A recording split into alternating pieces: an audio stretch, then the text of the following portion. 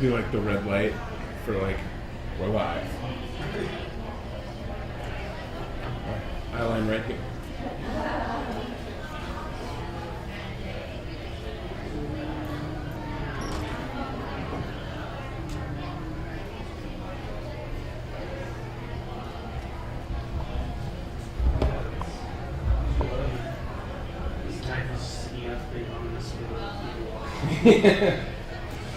Hi, welcome.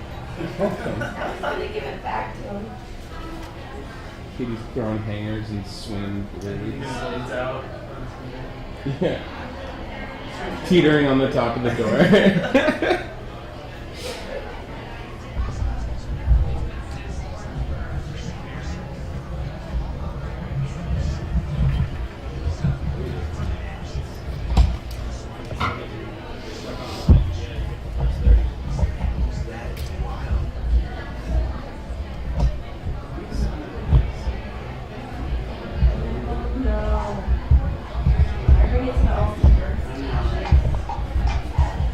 Oh, that's smart. I would show up looking like an idiot. You do? So that was awesome. Yeah. You by yourself? Yeah. Can you the last one I went to? Really? I just remember I hadn't been there in a year. I just remember Deborah. So I walked in the room and I see Deborah and I was like, hey, it's great to see you. She's looking at me like, and then the real Deborah comes walking over. And I'm like, oh, hey, how are you? Great to see you. Oh my god. I had a really lucky moment before that though, that her dad.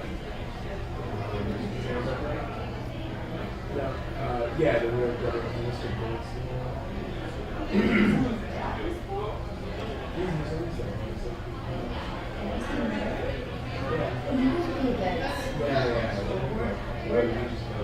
You go to do the headshots.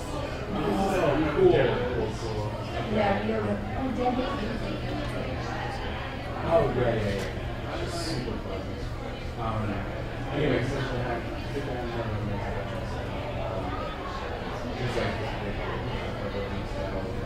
Yeah. So I didn't recognize it first, but like I came in like on here, hit the elevator button, then I opened right up right in the door, and he was like, "Oh, magic touch," or something like that. And it like always works. We get in the elevator, and then I'm like, "We did that before." And he was like, "Oh yeah." And it was great way to start. And then I messed up. Yeah.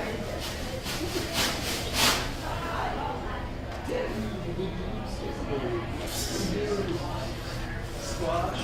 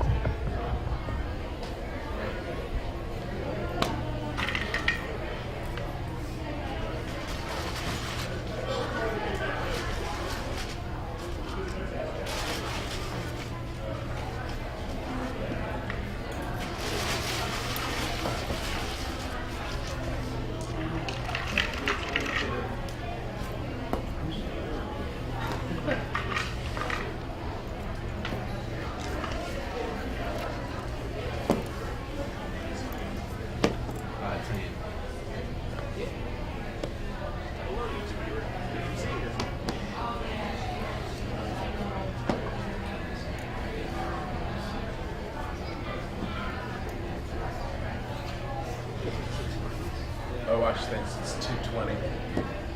Yeah?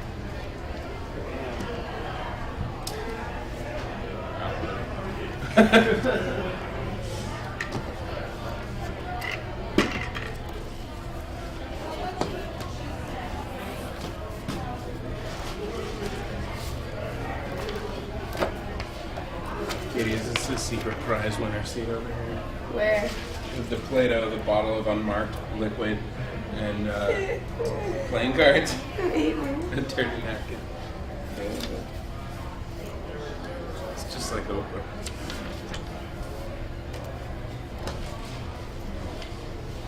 Are you putting a pen on every one of them?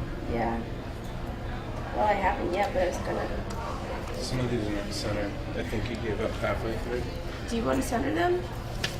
I did on my side. I'm just thinking it might be a little weird if they're not all centered. I'm juggling other Doesn't look like it. activities. That's what these guys. You guys are on the live stream, so. We are? Oh, it's actually Do we want it to be? For 5 minutes. the audio coming through? But it hadn't been like 5 minutes because I just saw the. Yeah, the audio is on.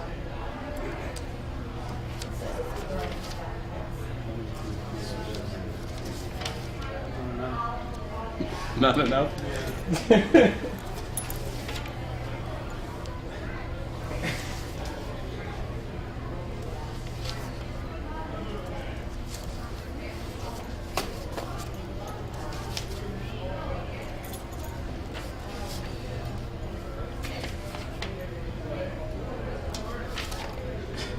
Seriously though, Katie? I don't know. Why do you... Patrick found the Play-Doh. Should be the thumbnail image. It wasn't really. You can refresh and see.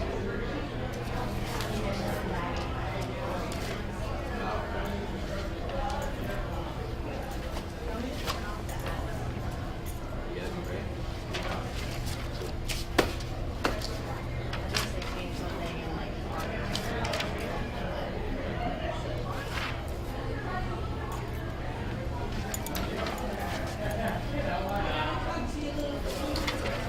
Please do.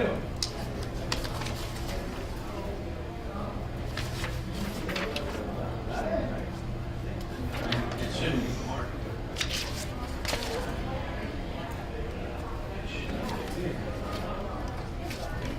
Okay, so how many of those were wrong? Okay, 3 out of 6, not bad. This one. This, Yeah, what is on the student switch. So I switched it back. Yeah, we had it on the computer last time. We locked it.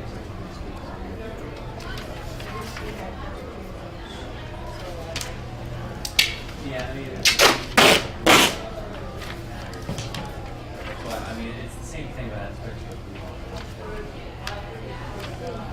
Here we are. What's the possible?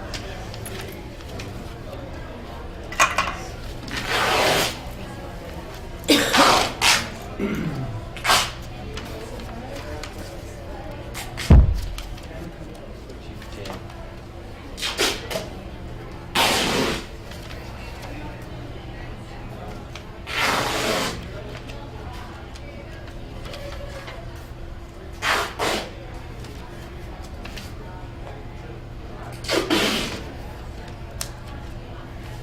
You guys have a mirror image of each other. You're wearing the same thing, doing the same thing. Glad you clarified what mirror image means, because I got confused. Oh man, sarcasm is so good. We're live streaming, by the way. So with the login. Everybody gets to hear this. I turned off all the ads so people will get additional see it. We won't make any money off of it. If we can't make money, let's... We won't make like 5 cents. Wow. And now my time is valuable. Yeah, it's worth at least 5 cents, so please don't take 5 cents away. Patrick, I have these goals. This might be nice to hand out. No one cares about your goals, Katie. It has no date on This it. weekend, so this, because everyone who wasn't here last time, this would be useful. So we'll It'll have still that be good for back. people who are. Sure, it's just keep on it. Yeah. Start a new goal. Change your voice. Sounds like your cartoon character. Can I fill out all the tags? Go for it.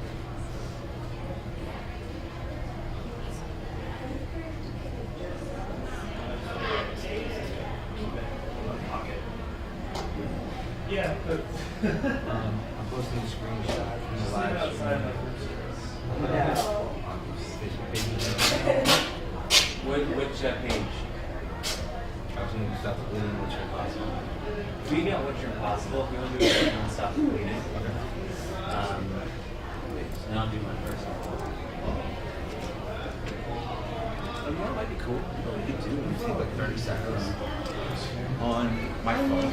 I think so, but I We don't. could just record you on video, like right here, For the past 3 weeks. Yeah. right? Just or like right here, so you see the cameras in the background. Sure. I just want to give you guys a heads up. In 30 minutes, the live stream starts. Yes. Can we do that right now? Yeah. It'll be super easy. Let's do that. And I'll do that on Stop the Bleeding and What's Your Impossible.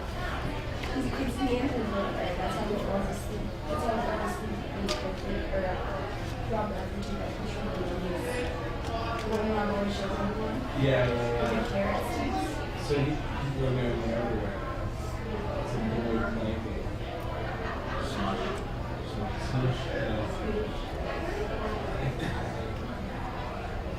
I thought that was Andrew.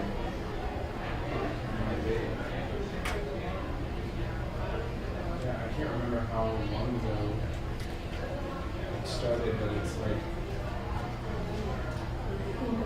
yeah, there's a What do you need? lot. That's great. Yeah. Yeah. Okay, Dan. Are you doing a video? I'm going to start off. Can you hot everybody? Hold on, let me start again. That's that door. Cut it. You know, the background music sounds great. So, Oh, that's me. You want me to be in the back working? Yeah, move a paper around. Look busy. hold on, let me start again. So, Patrick, where are we? We're at the Crown Plaza Hotel for New York City Hemophilia Chapter's Education Day. This is the room for Breaking Barriers Session 2. Katie's moving papers around to make it look like we're productive. I'm really doing something. And at 10 a.m. Eastern Standard Time, we're going to get started. So 10 a.m. Eastern Standard, bbhemophilia.com. We'll see you at 10. Perfect. Yeah. You and your timing, you're so good. You should act. Yeah, good one. Thanks. Josh, thank you for plugging that cable in again. Yeah. I don't really plug it in, it's just a So, so Ryan, let's talk about run real quick. Let me post this. Oh, yeah. Just Play-Doh, playing cards. I have Benny's desk right now as my stuff. Yeah. By the way. Oh yeah, well when we took the kids crafts, Oh, good. kids were making duct tape wallets, and I was like, thank you. Schwa, did you see my email last night? I CC'd everyone again. Patrick and I were sitting at the table like, there's no way. I did this. And I even thought, oh, I'm not gonna make this mistake, and I cut pasted out of I cut out of the two and went, it's like, I'm gonna CC it like I should. I put it in CC. I'm like, oh, BCC. Oh my gosh. Did you do it really confident like this? Like, copy, paste, send. Oh! No, it wasn't until Rob Bradford said CC. No, he wrote BCC question mark. Our tagline for it is Are there like sensitive people on there? Like, you know.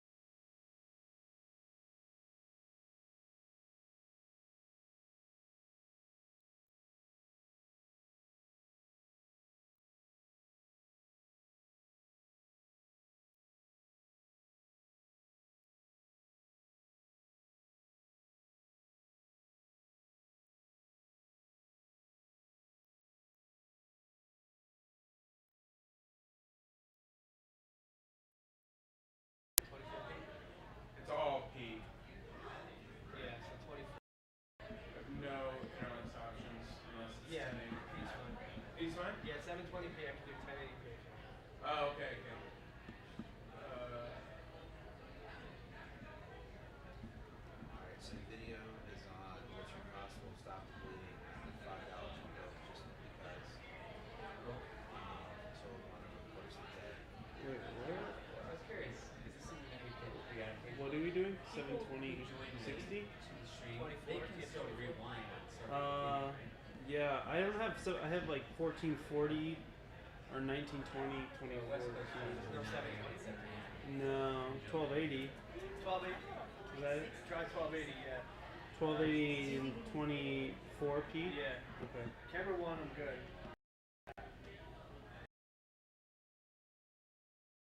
Good. Okay. That gave me 1 more minute per card. really? No, it's 67 minutes per card. Do you Seems mind super weird, right? do you mind just looking up like how to save space on the BMW cards? Is there like an HQ setting or On mine? on either one? Yeah, HQ. That's the space saving thing. What? HQ's like high quality. Right, So yeah. there might be a lower one. That should save the space. Oh, I'm good. This is. Oh, you don't have to do whatever. I'm good. But there's a buffet of food that people are eating. I don't know if that's. Is that tempting you? Okay, I changed it to 420.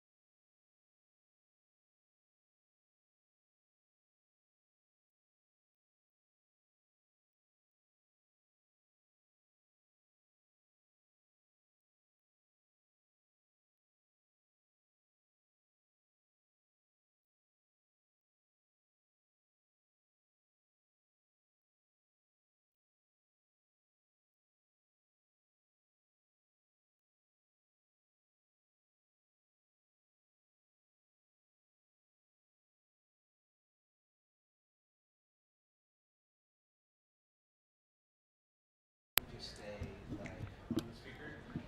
stay medium, like keep it I think you guys already know this a little. adjusting. You can kind of do I know here these on guys, speaker or here on so we're I mean, Audience. obviously we're shooting as well. So at the same Teens time, get we're live streaming this to anybody in the community around the country who wants to join in. And it's going to be available for forever Wait, it's not gonna be on TV? online. We could try. You should call your people at We can put it CNN. on PBS. Oh, PBS? Okay. Yeah. What PBS are you in touch with again? Yeah, what's your contact? Let's What's his put it on the name? Hemophilia channel. Done. Is there one? There should be one. Let's start one. I Whoa. invented it just now. That's great. Okay, so then we're on Okay, it. I'll be the host of the Hemophilia. Oh, too late. I already got the domain name. It's mine. Wow, this is getting really, Yeah, this is you're kind of right. like aggressive. But yeah, so it's going to be simultaneously live streamed, and we'll be also trying to grab some questions from people online and put them up there. Yeah, that's it. Wait, we're these are gonna be all- online right now? Yeah, I'm actually going to have you doing pretty embarrassing stuff. Wait, but could you put the camera towards me? No, you're going to have to go to it. You're not special, Zach. Oh. Aww. He's Very not. He's special. really not. I'm very special. You're really not, though. No, but like, you know how rich I am? Not interested in that. Can't take it with you, Zach. You know how I tried to buy Asia? Yeah, I know. How'd that go? Well, I bought Euro. You know what? Can I just be honest with you? Like man to man? Sure. I don't believe you. You don't believe me? No. You're gonna pull something Joe, out of your you know pocket how to Joe, prove to me you bought a know country, Joe, a continent. Europe is let me pull this text up. It's pretty old. You have a text to prove that you've purchased a continent. This sounds legit.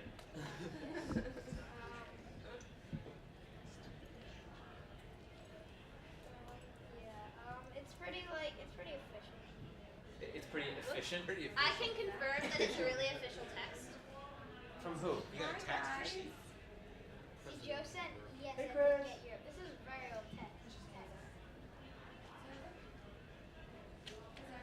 Did I get Europe? Yes. Yeah, I think I saw you send this out to yourself in Anaheim. No, that was from Asia. Oh, And then I okay. deleted that text. That was from the continent of Asia. They sent you a text. But his name was still Joe. Joe from Asia. It was Asia Joe. Asia Joe. That was Europe Joe. How much money Europe, did you yeah. send? How much money did you send Joe? Just out of curiosity. Ballpark. I don't know, maybe a couple billion. I don't know how much Europe's worth.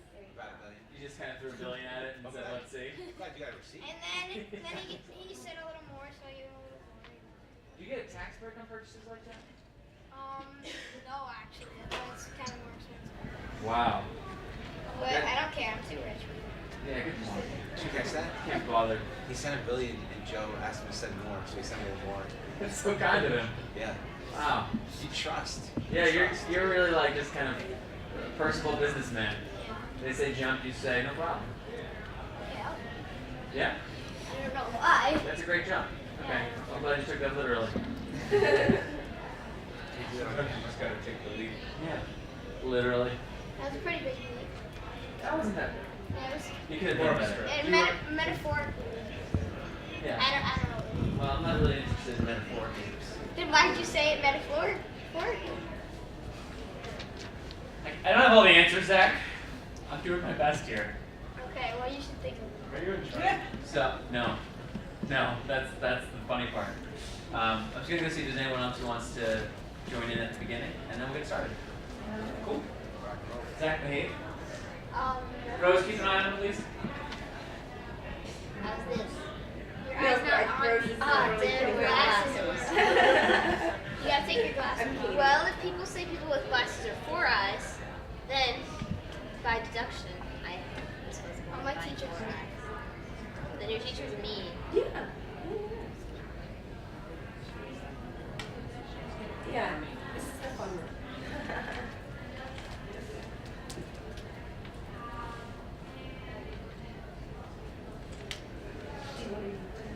I would love it. Well, I have. But do you want one? Yes. Do you want pink? Of Green? course. Pink?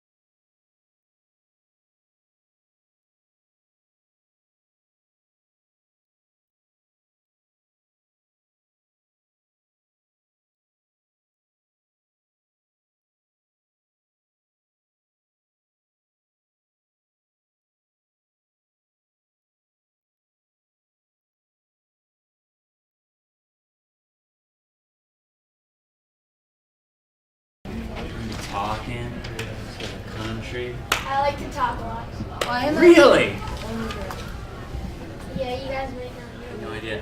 I'm just gonna put this out there. Kristen is currently winning for best name tag design. She's a front runner. I feel like we all need to step up our game a little bit. What? Yeah. I know. What you did is I did not beautiful. know it was a contest. Life is a Look at contest, this. Rose. It's all- Life is a contest. It's all caps. It is all caps. Congratulations, you learned your capital letters. That's I know, incredible. I learned it last year. Last year. Wow, so last year you learned capital letters, and this year you're purchasing consonants. You've had rapid growth in your life. Yeah, pretty much. It's really impressive. Man. I know. Are we on, by the way? Is this all part of it? We're rolling. Are we live? All right. So hey everybody, we're just messing around a little bit with letters and Zach. This is session 2 of Breaking Barriers. My name is Patrick James Lynch. For those of you who don't know, I'm an actor, writer, and producer living with hemophilia. And the goal of this this 3-part series is to encourage our young adults and teenage populations to push their boundaries and seek to improve their lives with regard to fitness, nutrition, and overall wellness. So we have 3 sessions designed to help engage all of you guys on goal setting, sticking with your goals, and setting up plans to make sure that whatever you achieve, you're able to maintain after that.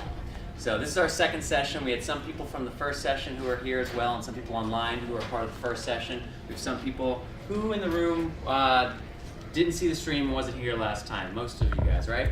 Yes, we have a lot of new people as well. So we're going to be revisiting some of the stuff we did last time, and we're going to be digging deeper on people who were here, like Denver, who's giving me a really wry-looking smile right now. So if you're watching this, that's because you've gone to bbhemophilia.com. But if you want to check out our agenda, some of the stuff we're going to be doing today, we have an agenda which is available on, is it up on Believe Digi Live /? No. No, okay.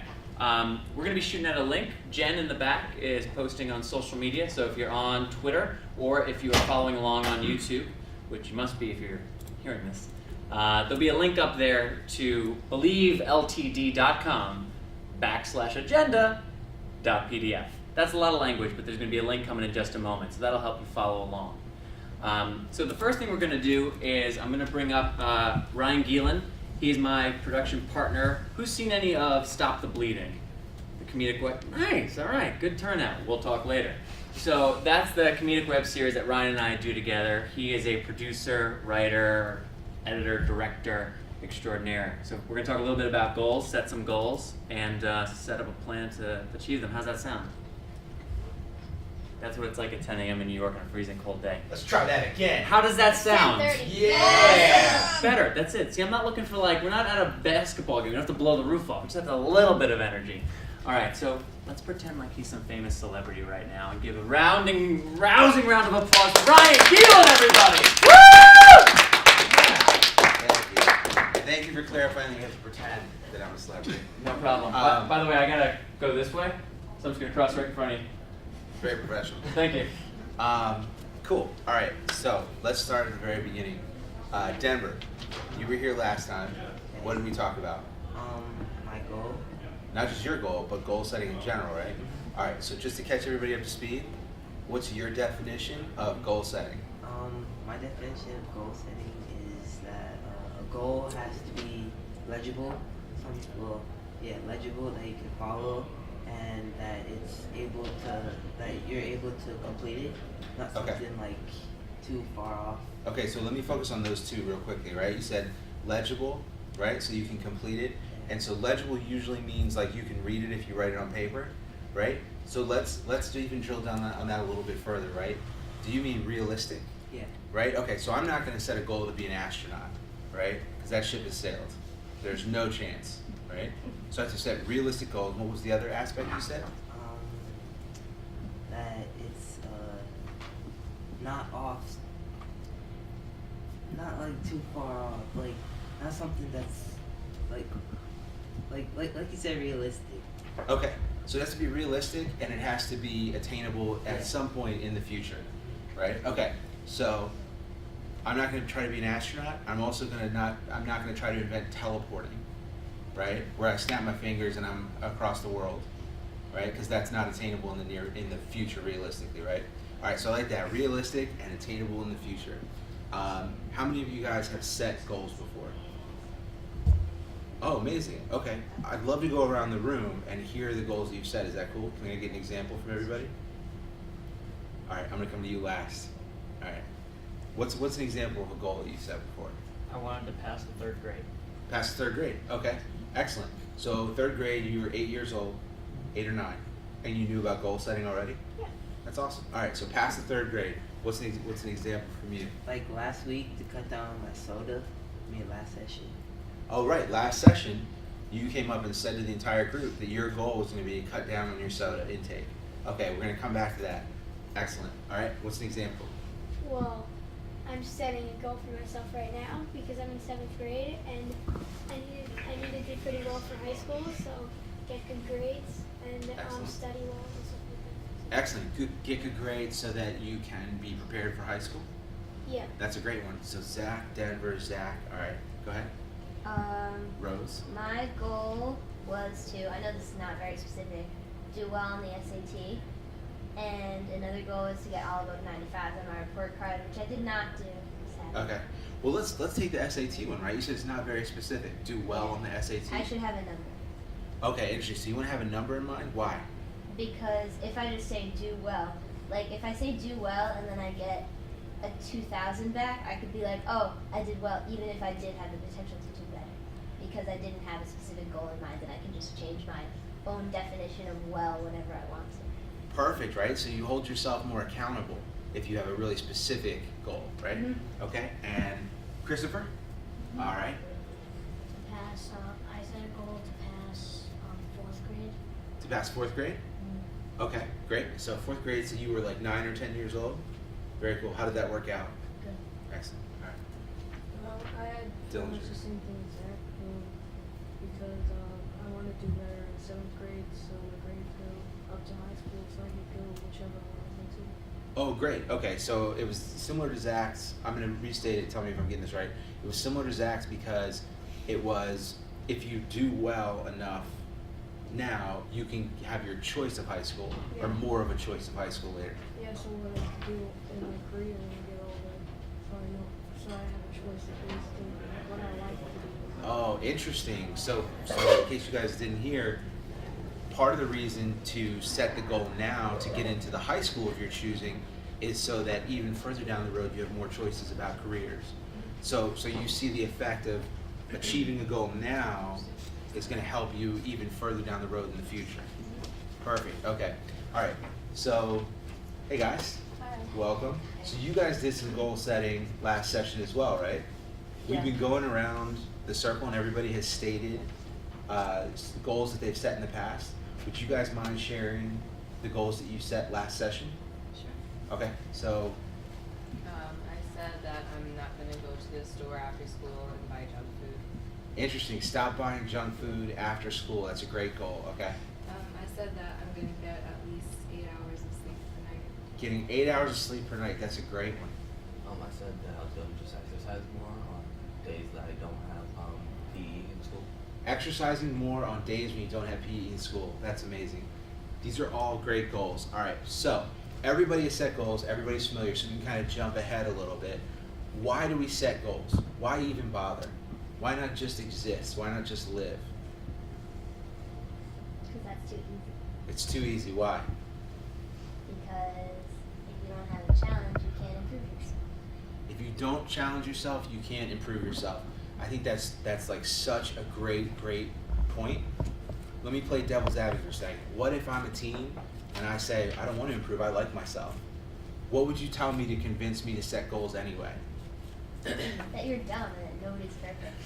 Let's like flip it Hannah around. Montana said, nobody's perfect, I gotta work it. Okay, I'm gonna give you get bonus point. You get 1,000 bonus points for quoting Hannah Montana. And I'm gonna be giving out bonus points for great answers, and they're not redeemable for anything, but I want you to pretend that they are, so that I can keep giving them out and we can feel good about it. So 1,000 bonus points, and we'll total it up at the end, and nobody will win anything. Sounds perfect. Okay. So instead of saying you're dumb, right? Let's flip it around. Let's put a positive spin on it. Who can give me an example of what we'd say? We know that goal setting is a way to improve, right? A way to improve yourself and improve your life. But if somebody says, I like myself, I like my life, why should I set goals? What's another reason? What's a super basic reason that that person should set goals anyway? Yeah. Do you want to be homeless? Do you want to be homeless? I think that's a great question. I would pose that too. Is it totally true that if you don't set goals, you're going to end up homeless? Not entirely, but it is a big chance that you probably will if you try and do good. Yeah. Well, let's take that idea and make it even simpler, right? Why did we go to homeless? Why did we go that far? It's because there could be negative consequences to not setting goals, right? So I think that's a great point. What could be some negative consequences of not setting goals? It doesn't have to be life or death. What could be a downside? Yeah. Not being able to go to college. Maybe not being able to go to college. What else? Yeah. Become lazy. Becoming lazy. Oh, I like that. Let's drill down on that even further. How could not setting goals potentially lead someone to becoming lazy? How could that go that direction? Like if you don't set a goal to like do your homework, you're just not gonna do it. You're gonna fall behind in school. And life's gonna impact negatively. Right, absolutely. So something as simple as doing homework, if you haven't set the goal that you're going to do your homework in order to get better grades, what's going to happen when you're tired or you get a little bit of a cold or it's been a long day and you come home and you look at your homework? Not gonna do it. Sure, you can make excuses, right? You say, I got a cold, I'll just not do it, I don't watch TV, right? You don't have anything to hold yourself accountable, right? So it may not lead to homelessness, but it could certainly lead to negative consequences, right? Okay, give me another example of times when not setting goals could lead to negative consequences. We have homework, what else?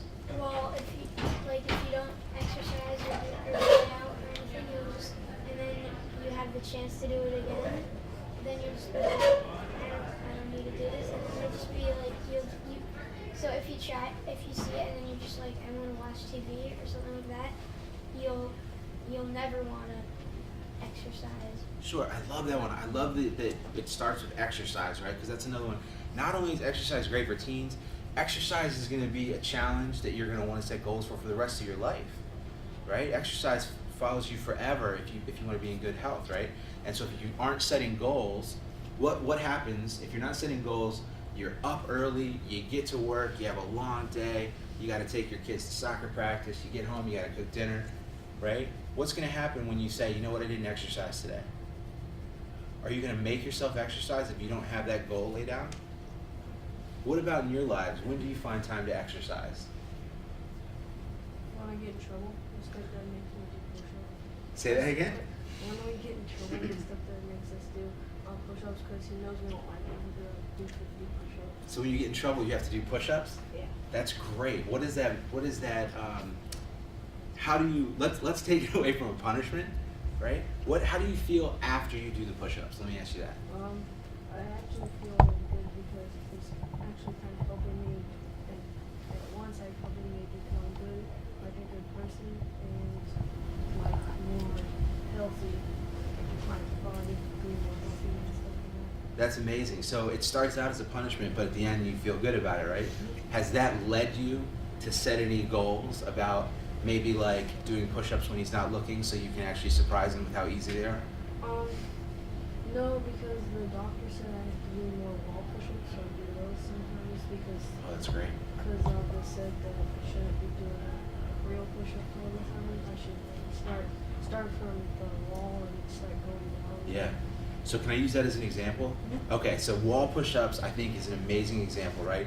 Because the doctor said instead of just doing regular military-style push-ups, you have to adjust and do wall push-ups, right? We have to make a slight adjustment. Why would the doctor make the goal progressively getting better at wall push-ups instead of dropping down and giving 20? Why would the doctor adjust the goal like that? Yeah? Because it's gradual. Like, it's not just like all of a sudden you gotta do something that's like really extreme. Absolutely. It goes to a point that Denver made earlier, right? That you want to be realistic and you want to set the goal in sort of the near future in a way that allows you to actually approach that goal, right? So what could happen if you set the goal too far? What could happen if you set the goal to just, I'm going to do 100 push-ups tomorrow. I'm gonna do 200 push-ups tomorrow. Yeah. Well, I mean, you can get hurt, and you can't, and you're not. If you're not ready, you have to work up to it. So you have to get closer to it. That's great. That's exactly right. You have to work up to it, right? That's part of making the goal realistic, and that's part of setting the goal on a reasonable timeline, right? How has that worked out for you? How are the wall push-ups? They're pretty good because when I was first at high and then I started going lower, like I do like 50 walks and then go down a little bit lower on the Yeah. wall. So you're doing it gradually, like the doctor would suggest. Have you noticed, since you set the goal and start doing wall push-ups, have you noticed that they're becoming easier for you, or you feel stronger or healthier? Yeah, sometimes. Yeah. Okay. And when you, I'll ask in a more general sense, when you set a goal like that and there's this gradual progression to achieve it, what happens when you get halfway there? If you know every day I'm going to do the wall push-ups a little lower on the wall, right? And you go, okay, so in a month I'm going to be halfway down the wall. What happens when you get 2 weeks in and you've been making that progress? How do you feel? Well, I mean, you feel good because you realize you're making progress. You're like, I'm not just doing the same thing and nothing's ever happening. You're like, I'm actually going down this wall, and you feel it. Yeah, absolutely. You hit that plateau where you're like, oh wait, this spot on the wall is easy. I'm gonna move further down. And it gives you more energy. Instead of taking the energy away from you, like when you're really tired when you first start, it starts to give you more energy the more you accomplish, right? So one of the things we want to talk about, I love that you brought that up, one of the things that we want to talk about when we're setting the goals today is an action plan. So instead of just saying, here's my goal, and I'll know that I've achieved it 6 months from now, right? We're going to talk about all the steps in between, or we're going to start preparing by making the steps in between. Because what we want is we want to have that experience where we get halfway down the wall or halfway toward whatever our goal is, and we start to see results and progress, and we want to take that and use it as energy to get to the finish line, right? Okay, so on the sheets in front of you, you have sort of our definition of goal setting and how we like to attack the idea of setting goals. And if you're watching at home, you can go to believeltd.com/agenda.pdf. So believeltd.com/agenda.pdf, and you can grab the goal setting sheet as well that we're going to work on here. So on the goal sheet in front of you, the first thing we want to do is we want to start out, we're going to take 5 minutes, everybody can fill it out for themselves, your short-term goal, right? And those of you who were at the first session, you can either set a new goal or you can fill this out for the goal that you're already working on, which actually might be really interesting because we can kind of compare where you guys are 3 weeks later to where these guys are kind of starting out. So whatever you guys feel like doing, it's up to you. Either the goal you set before or a new one. Your short-term goal, some challenges you might face. Why is the second thing on here some challenges you might face? Why do we have that second? Yeah, Chris.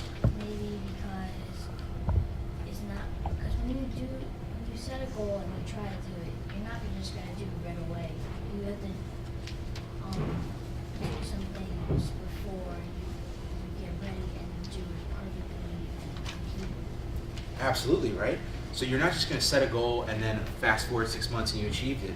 A lot of stuff's going to come up in between, right? What's that? Obstacles. Absolutely, that is a perfect word. What is an example? Let's take an exercise-based goal, right? What is an obstacle? If we set an exercise-based goal or a weight loss goal like 6 months away, what's an obstacle we might face on the way? Just like you're really tired, like you can't get up to do this, like you're just like, oh, I'm not. Yeah, I mean, you guys are teens, you're growing. You're tired all the time because of biology. There's nothing wrong with that. That's part of growing up, right?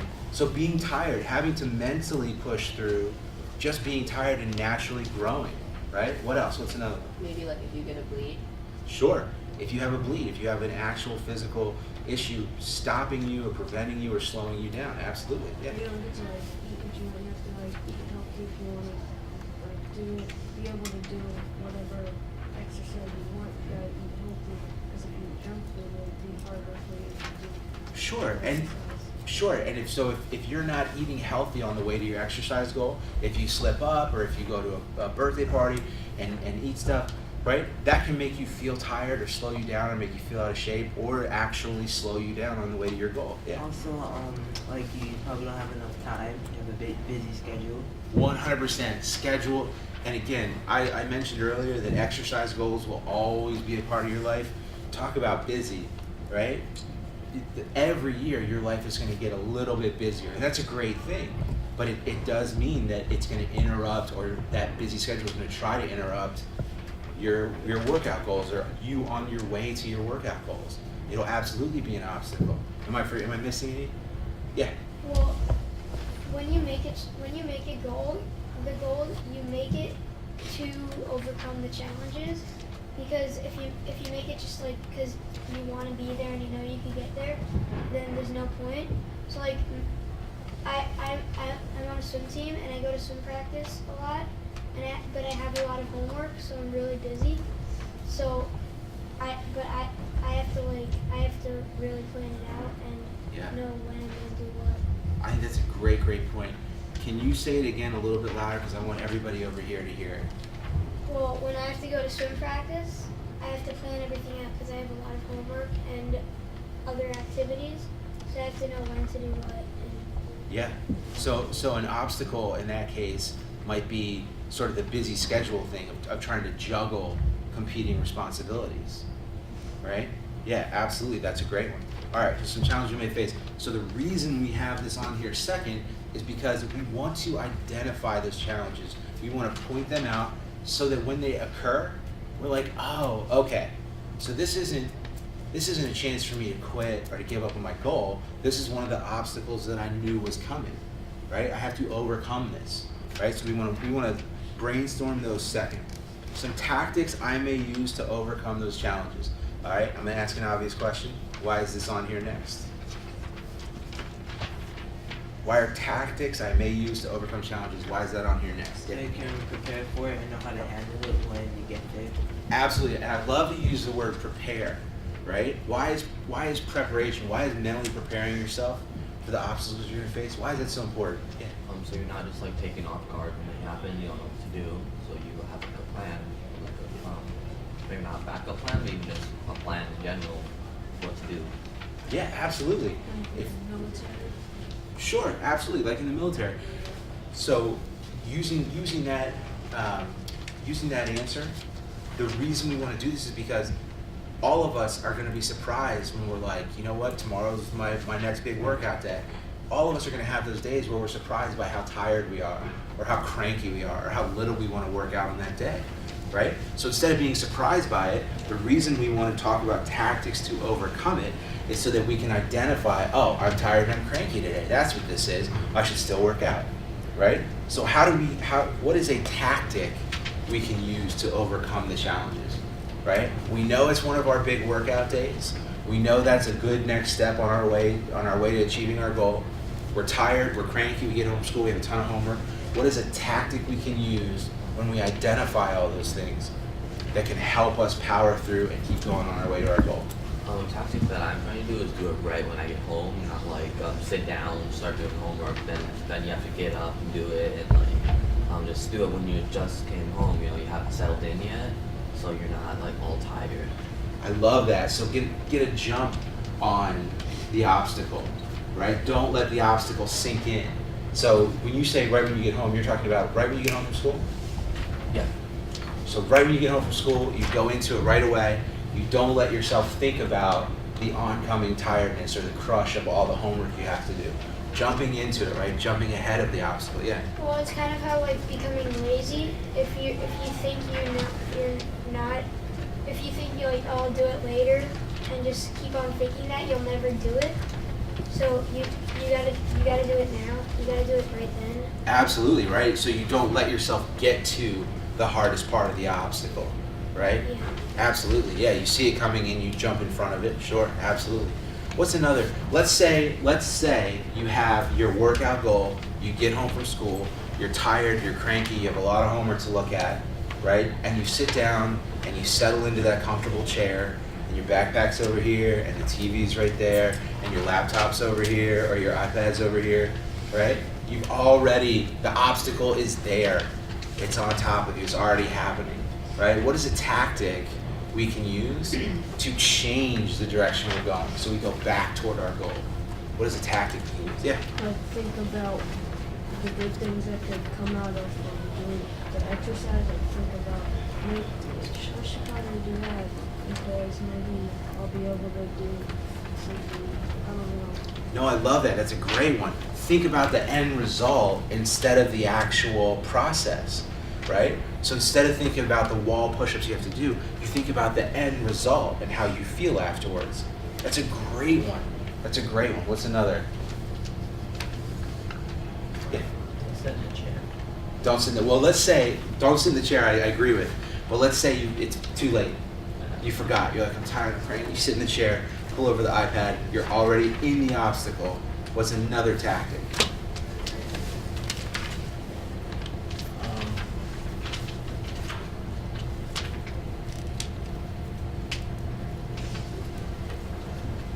What's another tactic?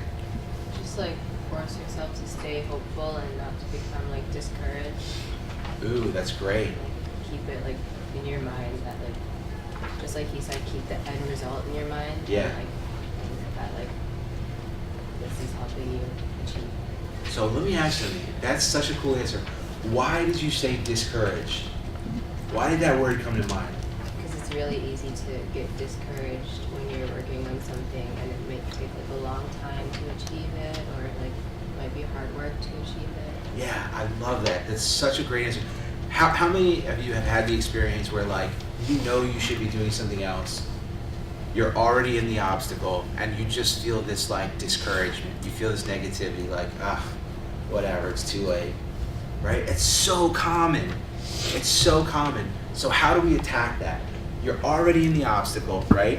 We need to come up with a tactic to overcome the obstacle if you're already in it and you're starting to feel the discouragement. What's a tactic? We'll go here and then Rose. Can you just like, I guess you can ask someone for help to help motivate yourself? That's a great one. So if you're gonna ask someone for help, what's a way to do it? I guess you you say it formally, ask someone nicely. Yeah. Like, I guess.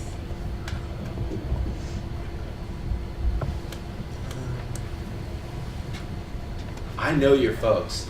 If you go to your folks and say, can you guys exercise with me because I'm not feeling it today, I'm already discouraged, I've been playing on the computer, they would jump at that opportunity, wouldn't it?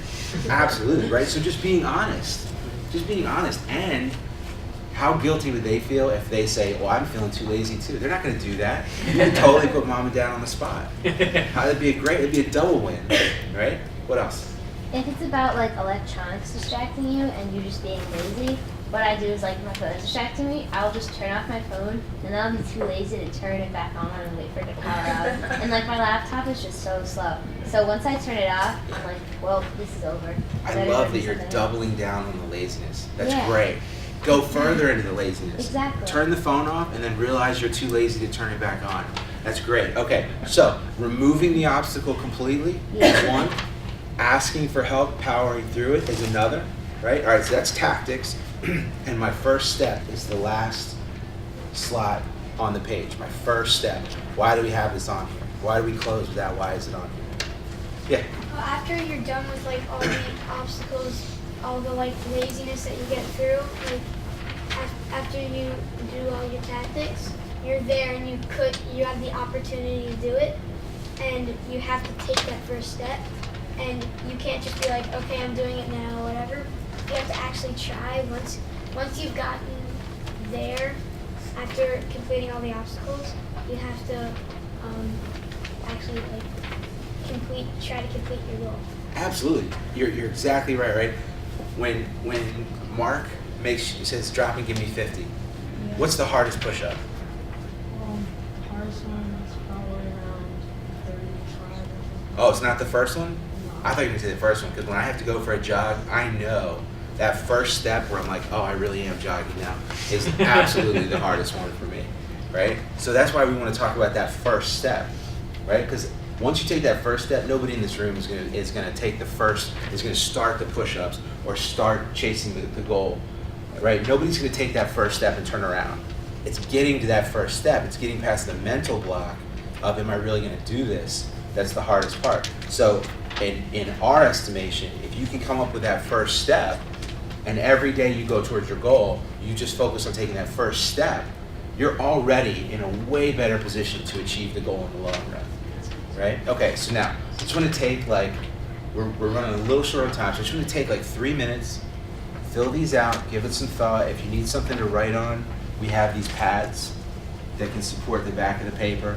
But just take like 3 minutes and give it some thought, and then what I'd like to do is I'd like to have anyone who's cool with it come up and kind of share so that everybody can learn from each other. All right, so I'll start the clock, and we'll do 3 minutes.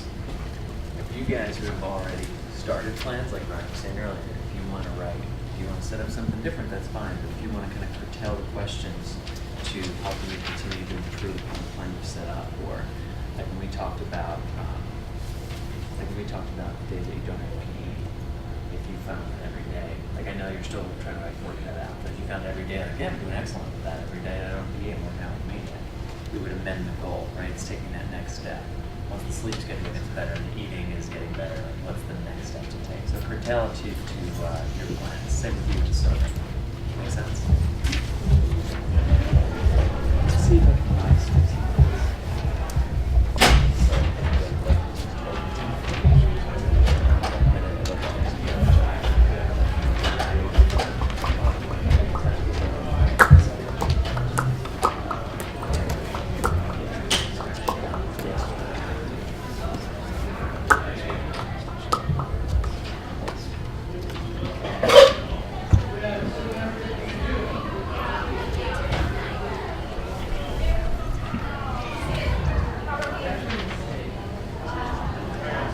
Do you guys have any questions about any of this stuff?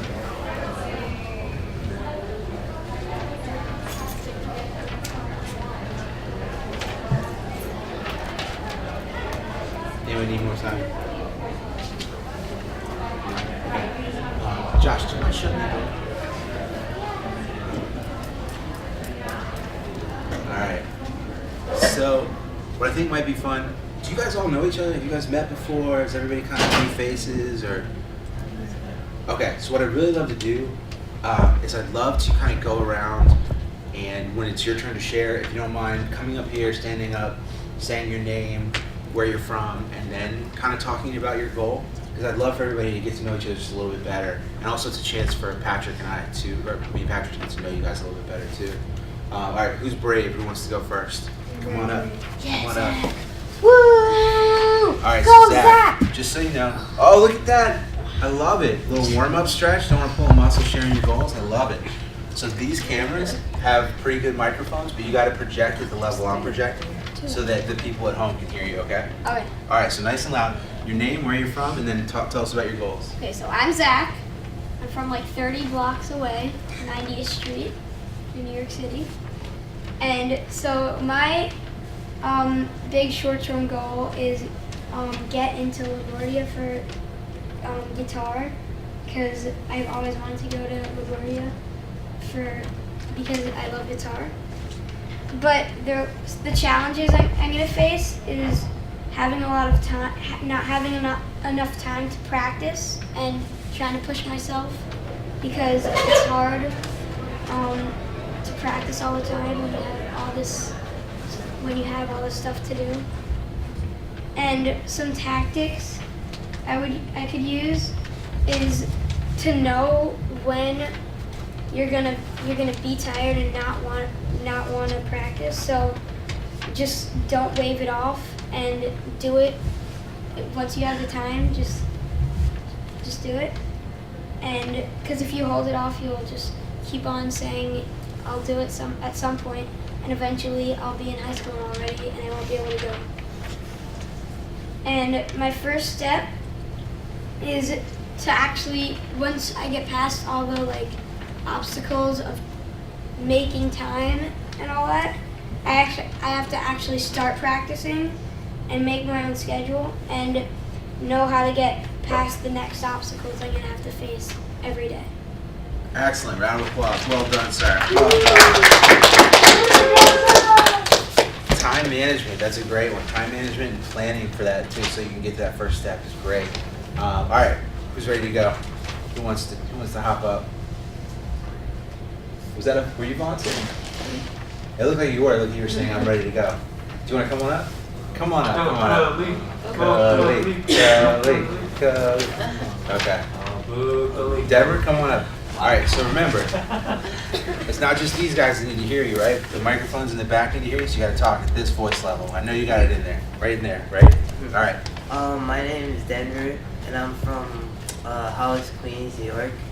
And my goal is to cut down on my soda intake. And well, some of the challenges I'll face is like some days I'm craving it or really need it. Like when I come from school and I'm like really tired, I need some energy to like do my homework. I'll probably like open a Coke or something. And so my tactics I'll use would be probably ask my parents to help me with like to like hide it from me, or to like don't buy it in the house. So I won't like, if I don't see it, I won't like need to put it in my body. And let's see, probably try to substitute it instead of taking like Coke or something. I'll use like vitamin water to like replace that sugar calorie drink. And yeah, that's it. All right, so first step. I guess my first step would have to be to get rid of it, like out of sight, so I won't need it, or to just substitute it with vitamin water. That's great. I love that. And I also think if you tell your mom and dad that this is your goal, that first step, they'll hear that and they'll always hold you accountable. They will not let you get away with it. All right. Very cool. Thank you very much. Round of applause. All right. All right. Who else is brave? Who wants to give it a shot? Everybody was just talking so much. Now everybody's clamming up. Come on. There we go. Come on up. Come on up. All right, Rose. Remember, they got to hear you in the back. Alright. My name is Rose. I'm from Dix Hills, which is a town in eastern Long Island. My goal is to get 95s or above in all of my classes on my second quarter report card. And some challenges I may face, there are a lot. Extracurricular activities. I get home at 6 o'clock every day, so I basically have a 12-hour school day, which is not very good. So, hanging out with friends. I like to hang out with my friends on school nights. I should not do that anymore. Facebook and Instagram are huge distractions, like my phone and my iPad. I'm always on it when I'm doing my homework. Absolutely. Yeah. And some tactics I may use to overcome these challenges. I can do some homework during lunch instead of saving it all for the couple hours when I get home. I can turn off my phone when I do my homework, and I can drink coffee so I don't have to go to bed so early. And my first step is I was planning on just not doing any homework this weekend because I haven't been home like at all. So I'm going to do my homework on the train home instead of skipping it. And that was my first step. Excellent. Well done. Well done. Round of applause. All right. So your folks would be mad at me if I didn't challenge you on the coffee thing. So I just want to say, is there a way we can take a first step or a tactic that we can use instead of coffee? I like coffee a lot. It's really yummy. All right, so we're already there. It's energizing. All right, fair enough. Fair enough. All right, excellent job. Who wants to go next? Who over here? Your sheet's filled out, right? It is. Come on up, Zach. You can do it. Yeah. All right, so remember, they need to be able to hear you back there, right? Okay. All right, so project nice and loud. My short-term goal is to get on a normal sleep schedule, because when I get home from school, I'm exhausted. I just want to take a nap. And that causes me to be really energetic throughout the night, and I don't get to sleep until like really late, like 2 a.m. And it causes me to be tired throughout the rest of the school day. Yeah. So the challenges I might face are procrastinating to do my homework, because I can't go to sleep until I do it. And if I put it off, I won't be going to sleep until like 3 a.m. So some tactics are to keep myself preoccupied with homework right when I get home from school, so I'm not tempted to take a nap or put off doing my homework. And my first step would be to plan out a schedule like in my mind, like before I get home, like mentally prepare myself to like go home, get right down to it, so I'm not tempted to do anything else. Excellent. Well done, sir. Round of applause. That was painless, right? Very nice. Okay, so I love, in my mind, to me, even just thinking about and defining and acknowledging that goal setting is important is already a win and already puts you guys on a path toward accountability for how your life is going. I love that you guys are into it and you get it and you have great answers. So that is already a win. So the stuff that's on here to me is secondary to even just starting to think about it and starting to define it. So we're inspiring parents right now. We have a mom in the community who's just saying that, she's like, I'm watching, I've already set a new goal. When I heard the wall push-up thing, I was like, I can do those too, and I can do them in between patients at work and any time or place I'm waiting, because there's walls everywhere, right? I used to do all kinds of regular push-ups. I'm kind of excited to have this goal. So nice job, guys, inspiring parents! Okay, so I want to sort of wrap up with an idea, okay? So why, like, you guys attend these events, some of you attend all of them, some of you attend some of them when mom or dad brings you, but you guys go to these events a lot, right? And you'll probably continue to, because the events are great, and the people here all want to improve the world in some way, right? So you tell me, why would Patrick and I go out and try to get the support and the money and to put this together? Why would this be our goal? Why wouldn't we just do another sort of table out there with everybody? Why are we doing this? If you had to guess, what's the, yeah? It's more personal this way, like you have to talk to us in the room, like you're not just like say the same thing to everyone, hand out a flyer, you know. It's like you're taking our feedback and you're having us like be a part of this lesson. Yeah, we're definitely not a fan of flyers. If you've seen Stop the Bleeding, you know we're not a fan of flyers. You're absolutely right. It's more personal. Yeah. Because we're the leaders of tomorrow, and your message will be sent to us, and we'll probably take it in mind since we're still growing and evolving, and we'll probably use that in future preferences. Absolutely. We absolutely believe that you guys are the leaders of tomorrow. Not just in hemophilia, not just in bleeding disorders, not just with these events, but we absolutely believe you're the leaders of tomorrow, period. Absolutely. Yeah. I think since Patrick had hemophilia as a kid, he kind of wanted to, he wished, like, maybe he wished that when he was a kid, he wished there was something like this to help him out, so maybe he does it for other kids around his age when he needed. You're exactly right. That's exactly right, too. We set a goal. Well, first Patrick set a goal to create opportunities, to create events, to create things that are engaging and fun, and the things that he would have liked to have seen. And then he came to me and it became our goal, right? So part of our goal is to create events like this. Some challenges that we faced were finding the money and the support and people who were willing to, people like Glenn at NYCHC and Melissa and Wendy at NYCHC, who were willing to create rooms for us to do this, right? Those were some challenges, but we did, we powered through, we found them. Some tactics we used to overcome those challenges were, we were really persistent. We call, we email, we annoy, we harass until we get a yes. And as we do it, and then we do it again until we get another yes. And our very first step was to sit down and make a list. We made a list. Who do we want to work with? Who do we have to call? What do we have to do to get this going? One thing that has been off of our goal sheet for Patrick and I is feedback from you guys.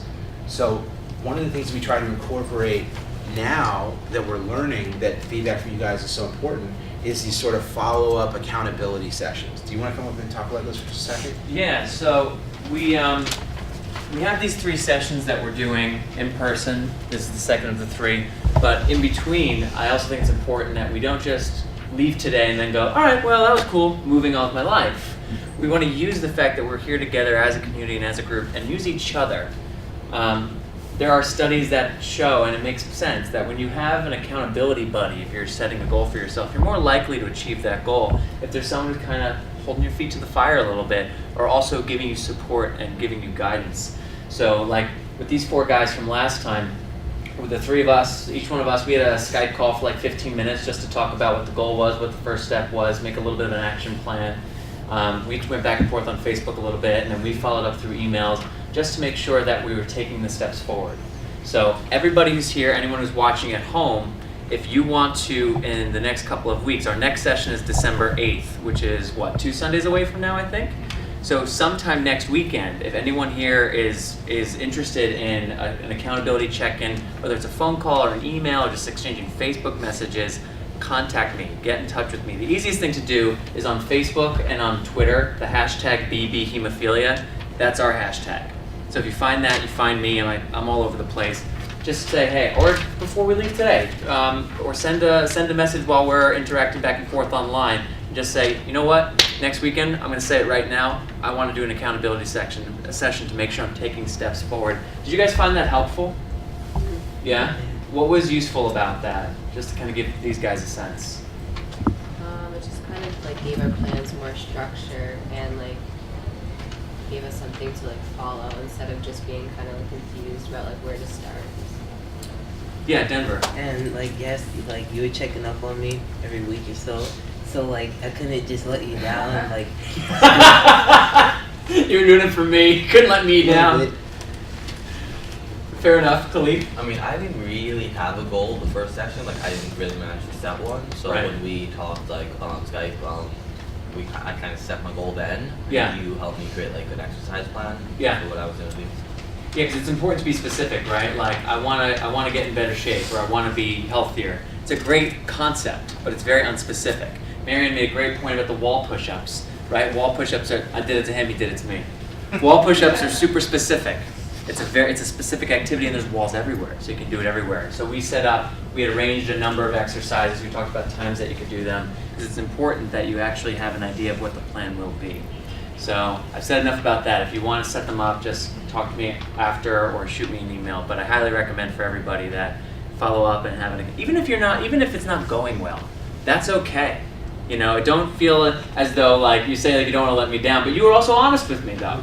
When you were like, I've been at events all week and there's a lot of soda around, that's totally fine. It's okay to not be like a superstar achiever right off the bat. Honesty is a key part of moving forward because that gives you a sense of where you're truly working from, as opposed to like an ideal. It's realistic. We got to be realistic, especially at this time of year. There's so many obstacles. There's the weather, there's the food, there's the schedules. Like this time of year is madness for goal setting. So, you know, use me and use each other. So, all right, that's enough on accountability. All right, so before we break for a few minutes, anybody that didn't share want to come up and share? Anybody first? Anybody? Last chance? No? All right, so we're going to take like a 10-minute break. Yeah, somewhere between 5 and 10. We want to be back in the room by 11:15 at the latest. So 5, 10 if you want to grab some food from the big room or go to the bathroom or whatever. Just move around a little. Yep, we're back in here at 11:15, so I'll see you guys in 8 minutes. All right, rock and roll. Thank you guys, that was awesome. Don't lose your sheets. Put your name on the top of yours so you know whose it is. And for those of you following along at home, we'll be back in here at 11:15. That's 8 minutes from now. So you can take a pee break, a snack break, a walk break, let the dog out, let the cat out if the cat's an outdoor cat. Make your bed. Do laundry. You know what? A little fold some laundry. That's a great point. Probably not all of it. It's only 8 minutes. Before we wrap today, I'll do what you do. I'll stand up and I'll sweep. make that my You goal. can sweep the To get living it room. To be like, hey, I have space for like 4, Yeah. and I don't even have an inhibitor. You know what? Yeah, you'll do it. That's a great point. Hold me accountable. Oh, and maybe I can have your number so I can text you.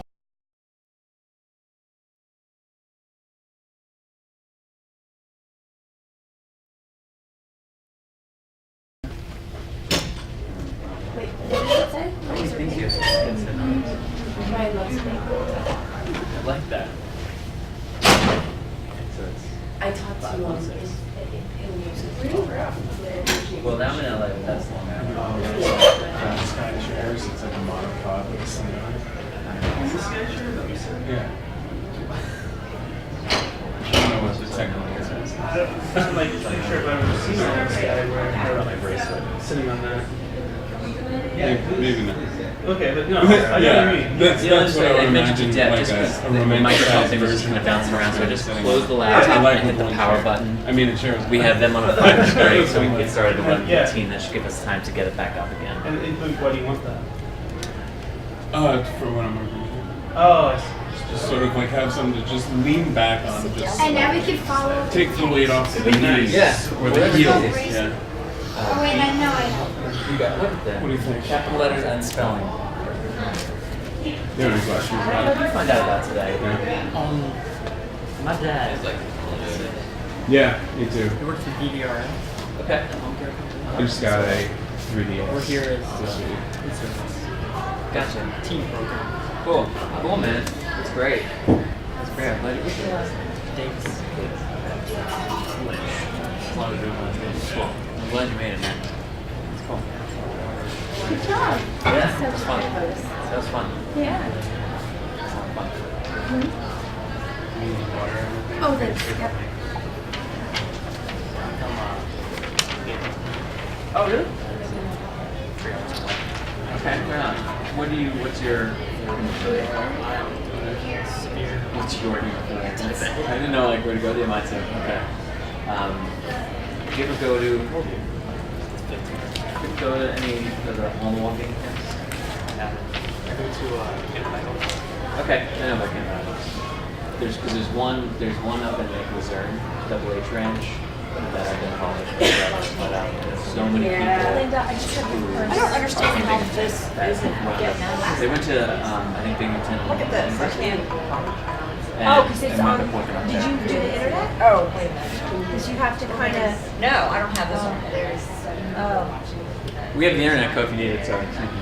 Sometimes if you've extended your internet time, then you can't hit stop, you have to go to Live Connect and close that out. Are you guys using the internet for this? No, I We don't are. need internet for this. But not off. I can't get that out of there. Is there another pop-up somewhere that? Wants attention? Yeah. Yeah, right, because sometimes it forces you, right. Yeah, Audio it's- is still recording. Just so y'all. Oh yeah, we're still on air. Yeah. Okay.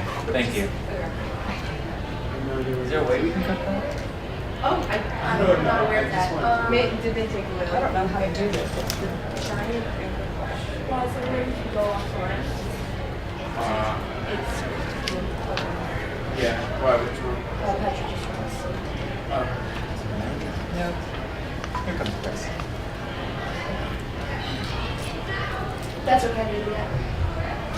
You think we can, is it complicated to go offline during this break? Okay. I don't know if the YouTube channel will be affected. Oh, it might like. If we cut the audio? Create. It is cut. Oh, the audio is Oh, cut. the audio's cut. Oh, okay. We for some reason thought it wasn't. That was all. Okay. It's not cut though. You're listening?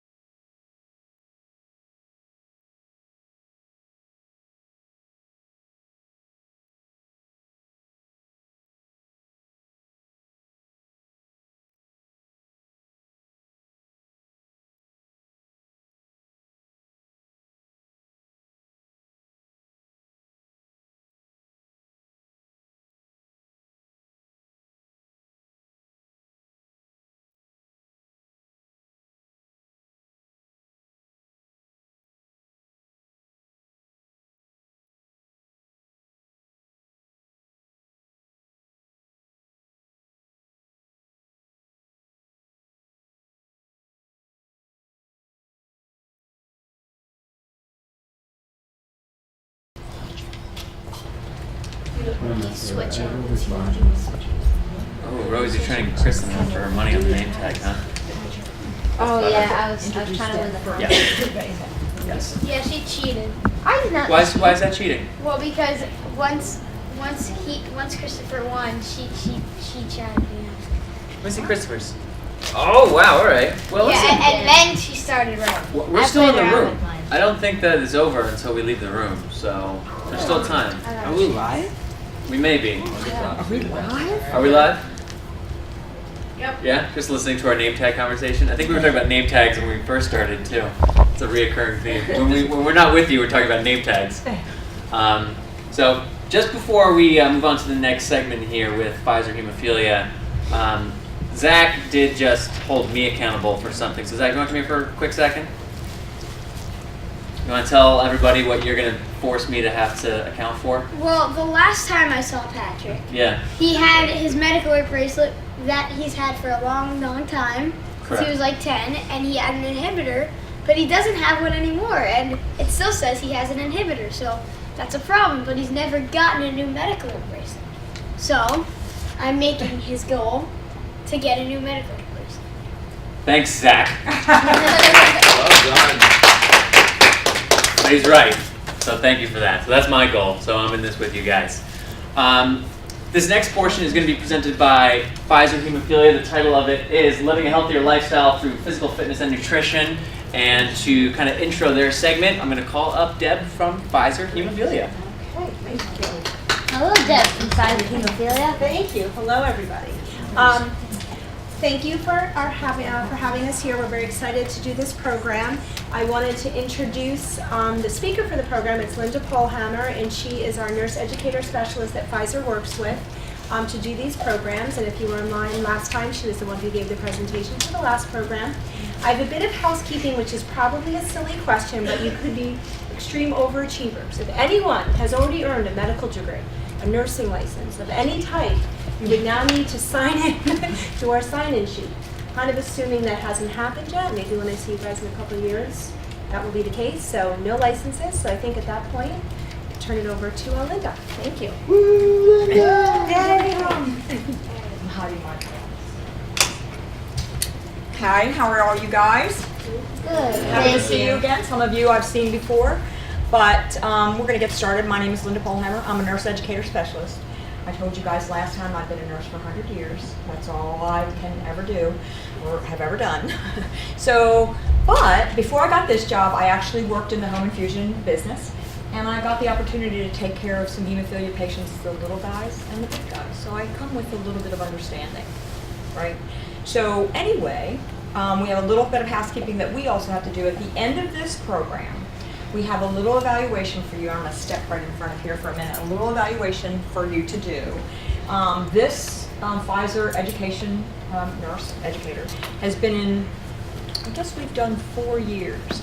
But if you guys think of something, this is going to evaluate this program, and then the lines are for adding what you think the hemophilia community needs for education. So anything that comes in your head that you think would be good for the hemophilia community to continue to reach out to the hemophilia community to do these education series, I would love that.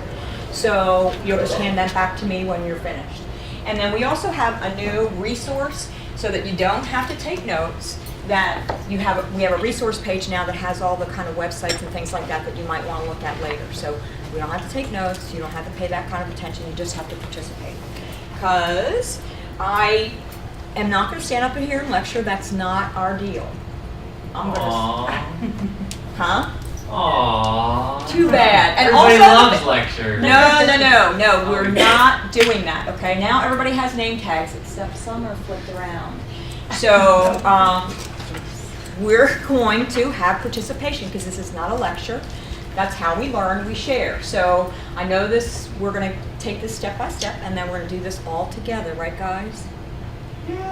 So you might just shout out your name if I kind of gesture to you, kind of like Vanna White. You can just say what your name is and shout out. And we're certainly going to encourage the people online to answer some of their questions so that they can pay attention and feel like they're part of all this too.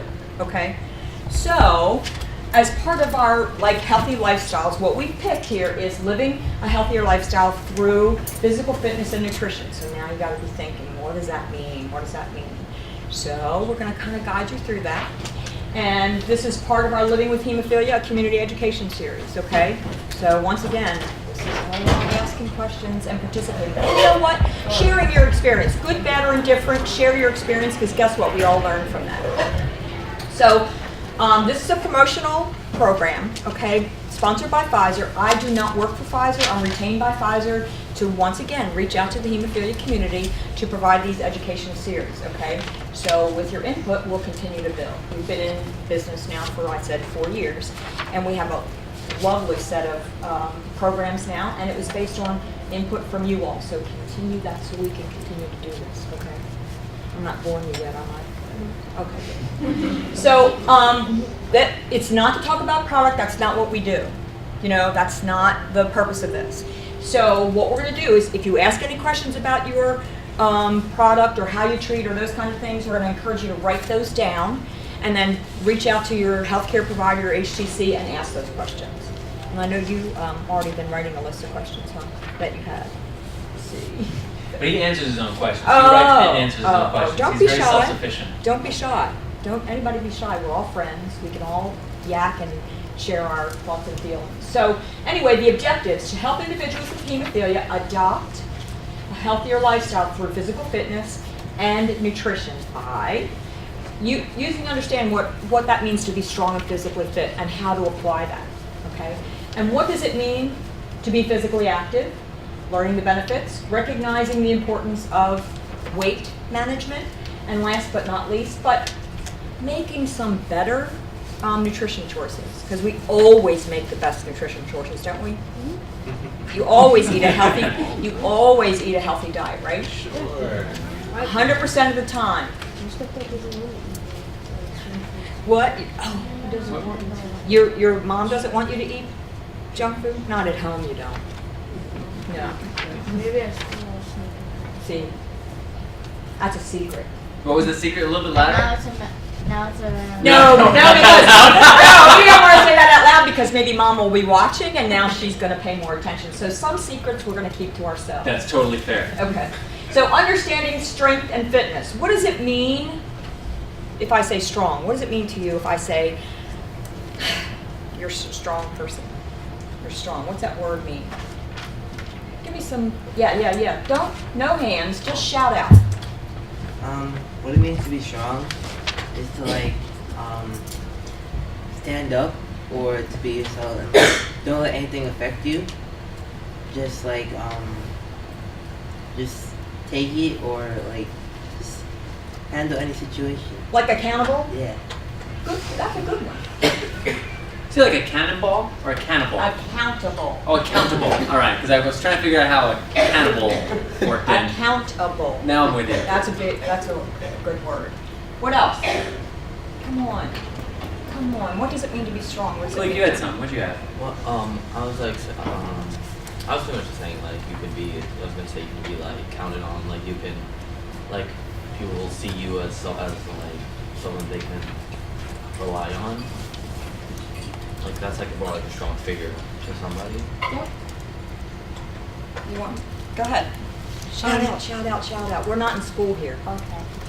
You can be physically strong, which could mean that you can lift a lot of things or that you're very healthy, or you can be mentally and emotionally strong, which means that you are able to deal with challenges in a way that is beneficial for your mental health. Perfect. Did everybody hear that? Yeah, That's great. really very, very good, because guess what? That's what the answers are. So you didn't talk about strong being powerful, forceful, vigor, and all those kinds of things. What you talked about was being accountable, and most young men and women, we're all part of this, want to be both physically strong. You should change young men living with hemophilia to young people living with hemophilia. We should. Because that's very sexist. For you, Russ. Me and Tyann both have Hemophilia. So what we're going to say today So you is should change it people, all to people. how about people living with hemophilia? Okay. Because I think I've met you before, and I think in the last year I've met at least 5 young ladies who also work with, have hemophilia. So I think that's fair. Okay. Pardon? Both of my sisters do. Both of your sisters do. Well, 5, 6, 7. Now I know 7. So I think that's a good point. So, okay. So we're going to pretend like we've changed that and say with people living with hemophilia, so certainly can be physical strength, maybe an aspiration and a goal. That's just, we don't want to think that that's not something that hemophilia people shy away from. Does that make sense? I have a question. My brother, he has like mental and emotional strong. Like, he's not really emotional and mentally strong. Because when he tried to do a shot, He's scared. Yeah. Well, he just said his brother is strong, but he's not mentally and emotionally strong because he's kind of scared to do his infusions, and that's a fear. So what are you going to do to help him? What do you do to help him? I try and I do it with him sometimes, and I tell him next time to show him that I need to watch me. For you guys that can't hear, he said a lot of times to help his brother. Your brother younger than you are? Yeah, he's 9. He's 9. Okay, then we can help him. You're helping him become independent and a little bit more confident, which will help him be a little bit emotionally strong because he says that he's helping him actually do his infusions and actually letting his brother watch him do his infusions. So isn't that nice? And you know, Dee, I'll offer too, like, I'm 20 years older than him and I've been infusing myself for a long time, but especially when I miss a time or two, I get frustrated. I get really frustrated at that point, and that's when I really have to find inner strength. And recently I was home and my mom kept wanting to do it, and she did it when I was home, like when I was younger, like, Mom, I'm independent, I can do it. But I couldn't, and I had a bleed, and I needed to get it in me, and I finally like let my ego go and said, all right, Mom, go ahead. And she did it, and it was done like that. So you're infusing with him and providing that kind of strength and support, just like my mom provided for me, is paramount, and that will not necessarily change. As you get older, you may still need it. I still need it now, you know? So it's great that you offer that and just keep offering that. And when you need help, don't hesitate to lean on him or lean on other people in the community to kind of commiserate him. Like, we've all been there. I say, like, I stick myself in it, and everyone says, like, yeah, we've been there. Like, we all know what that is. But it's okay to ask Mom to help, like you said. It's okay to ask Mom to say, you know what, I'm having a really bad day. Can you help me out? There's nothing wrong with that. That doesn't make you any weaker or less emotionally strong, like Patrick said. So that's a great thing to bring out. Yeah, asking for help is key. It's okay to ask Mom again. Just because you're a teenager and you think you're all that doesn't mean that you can't still ask Mom. Or even older than that. So, physical fitness is one aspect of strength, okay? But it's staying physically active. Guess what? We talked about eating a good nutritional diet, and we're going to kind of talk about that a little bit more. Maintaining a healthy weight. And for everybody in this room and that's listening, here's my big deal. Don't smoke. Don't add that. No need. That's just my personal opinion. Just don't add it. So people that are, if you're physically strong, how do you feel? If you're doing your exercises and you're looking at the answers, I just want your opinion. How do you feel when you're really doing good and you're doing your exercises, and how do you feel? You're powerful. It says you feel good about yourself, you're powerful. Do you have more energy if you're exercising? Because when you stop exercising, what happens? Your energy just kind of goes. So as you exercise, you get more energy. So here's the question: do you get more done? Do you get more done? Yeah. You get a lot more, and so the more you do, the more you get done. Does that work? Does that work? So certainly, we're also, when you guys decide to do an exercise, do you ask the people at the your healthcare provider or your HTC? Do you ask them to give you some input, or you just what? How do you decide to go do a new exercise? My doctor actually told me to do wall push-ups. To do wall push-ups. He says his doctor told him to do wall push-ups. Yeah. To strengthen your arms? Yeah.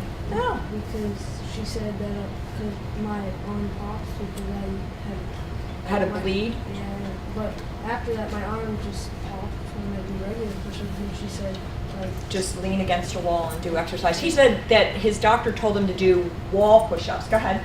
Well, sorry, continue. Also, a few things. Go ahead. Well, like for when I gauge, I can like kind of gauge it myself. Like, I'm obviously not gonna, start rock climbing like on a mountain. Running a marathon or like, but if I'm just gonna decide to do like jumping jacks or like a push-up, I'm not gonna have to consult like my doctor.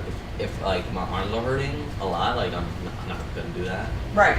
But if I'm just like I feel fine doing it, then then you'll keep continue doing and do it slowly and just gradually increase. That makes sense. And certainly you're not going to want to do things, and we'll certainly talk about this a little bit too. You're not going to do something that causes a bleed, are you? No. So, what? Sometimes? Oh, well, at least you're honest. Do you find, just to jump in on that point, do you guys find that you can feel in your body where that line is between discomfort and pain? Because that's something I toggle with it when I'm being physically active. Zach, I saw your hand first. Well, when my target joint is the hips, Yeah. so like when I cross my legs, I can feel when it's starting to get like too tight. Yeah, too much. Right, because sometimes we don't necessarily plan on, like you were just kind of referencing, right, Dee? Like we don't plan on getting the bleed, but if you can recognize the signs that it's about to start, you can modify what you're doing to make sure that it doesn't become a full-blown bleed, right? Yeah, like sometimes my mom's motto is it's always a bleed because people don't have random joint or muscle pain for no reason. But like I'm never sure because like the other day I was at a party and I walked into a table and my arm. On purpose? Yes, of course. I always walk into tables on purpose. Right, why not? And my arm started hurting. I was just like, is it a bleed? And just like maybe just a bruise. Then it was like swelling and getting hot. So I'm like, nope, it's definitely a bleed. But there you go. Swelling, getting hot. That's when you knew for sure. Like your mom is But right. I kind of knew beforehand. Like as soon as it happened, it felt kind of like off. Right. So then I'm like, I feel like this is definitely gonna turn into a bleed if it isn't already one. But like I don't know the line between it just getting hurt and like actually turning into a bleed. Well, that's 'Cause, where your like, mom's point my is forearms strong. are like target muscles, if that makes sense. Yeah, 100%.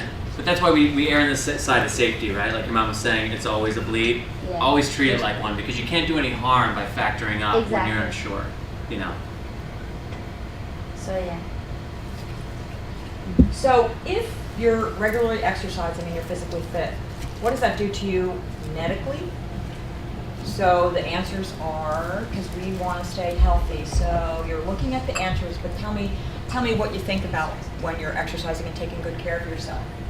You know, this is certainly, we're young people here, but certainly we're going to say you're going to live longer if you're healthier. Start now, you're going to exercise throughout your life, you're going to live a healthy lifestyle. You don't get, now once upon a time, blood pressure and cholesterol and monitoring all those kinds of things used to be for old people like me, right?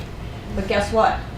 Do they not do that kind of thing and monitor that as little guys now?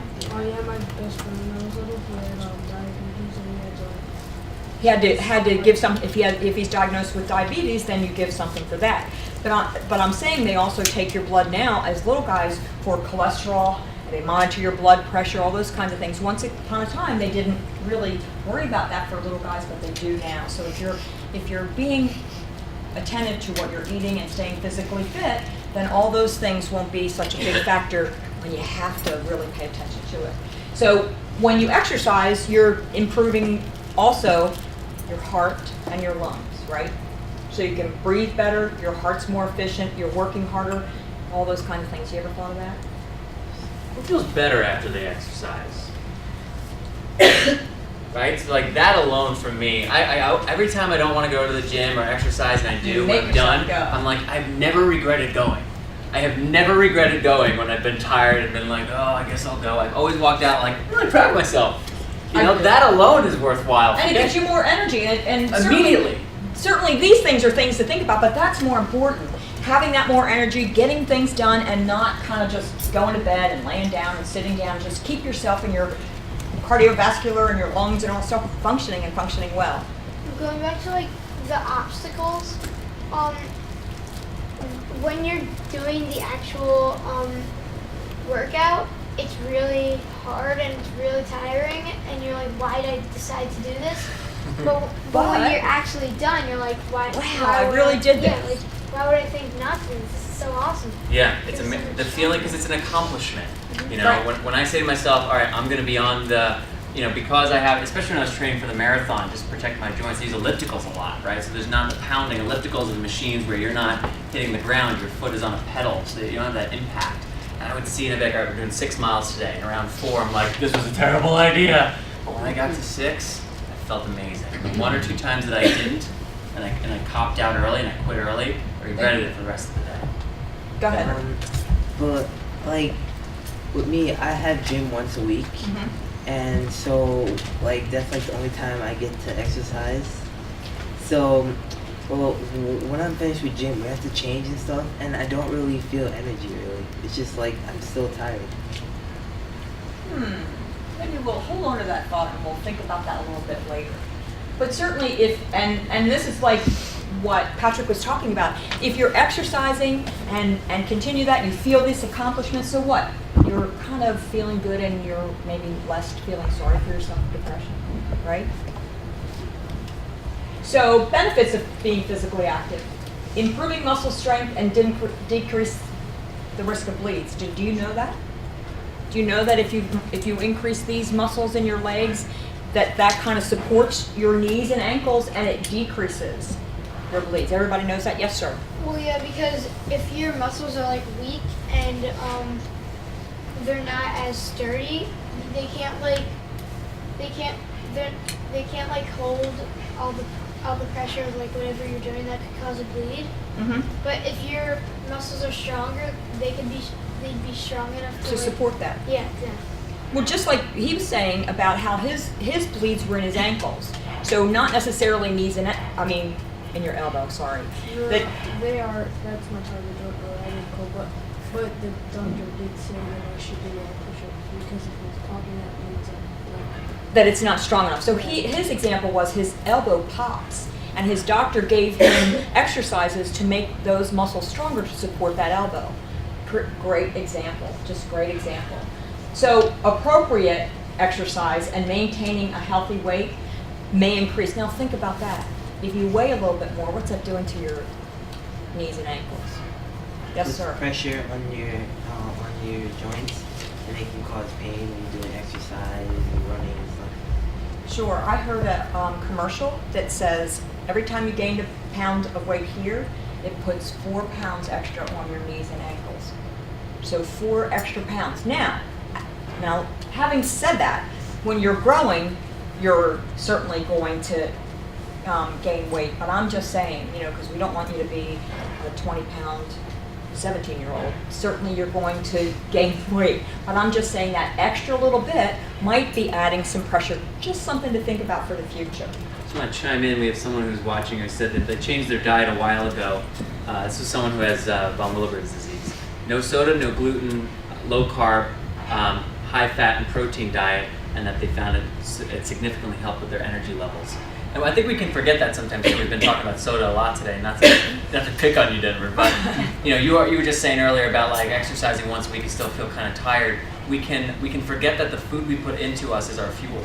So if we're only putting foods that are lots of sugar and lots of bad fat and trans fats, that's the fuel. It's like, imagine if you went to your car and you just kind of put like the nearest container of fluid in it. It's not going to run nearly as efficiently as if you actually put something that's meant to operate a car, right? So those nutritional tweaks can also help to reduce depression, improve mood, improve overall quality of life.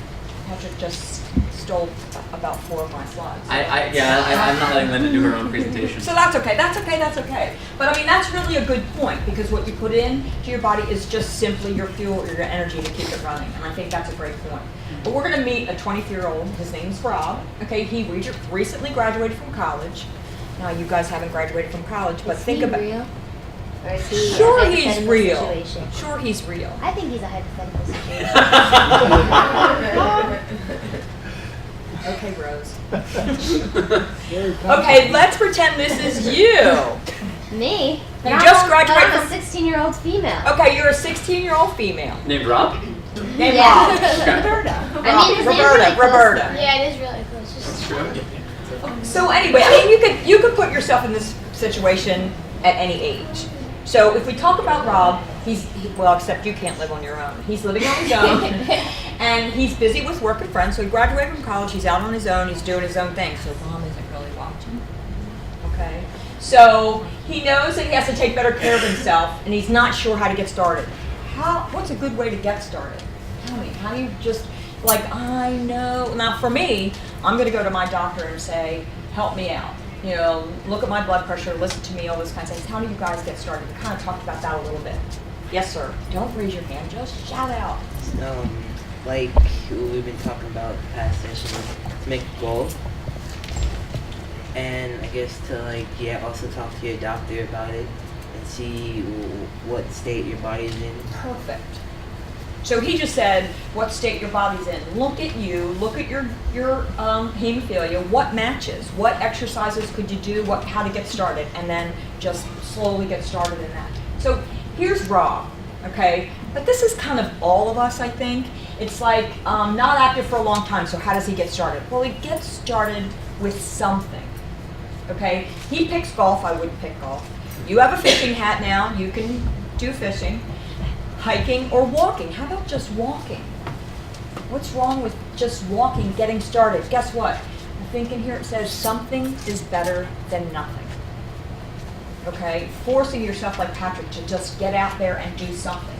I have no time. How many people think they have no time? I have absolutely no time to get out and exercise. I can't do a thing. So how do you fix that? Invent time. Did you both say the same thing at the same time?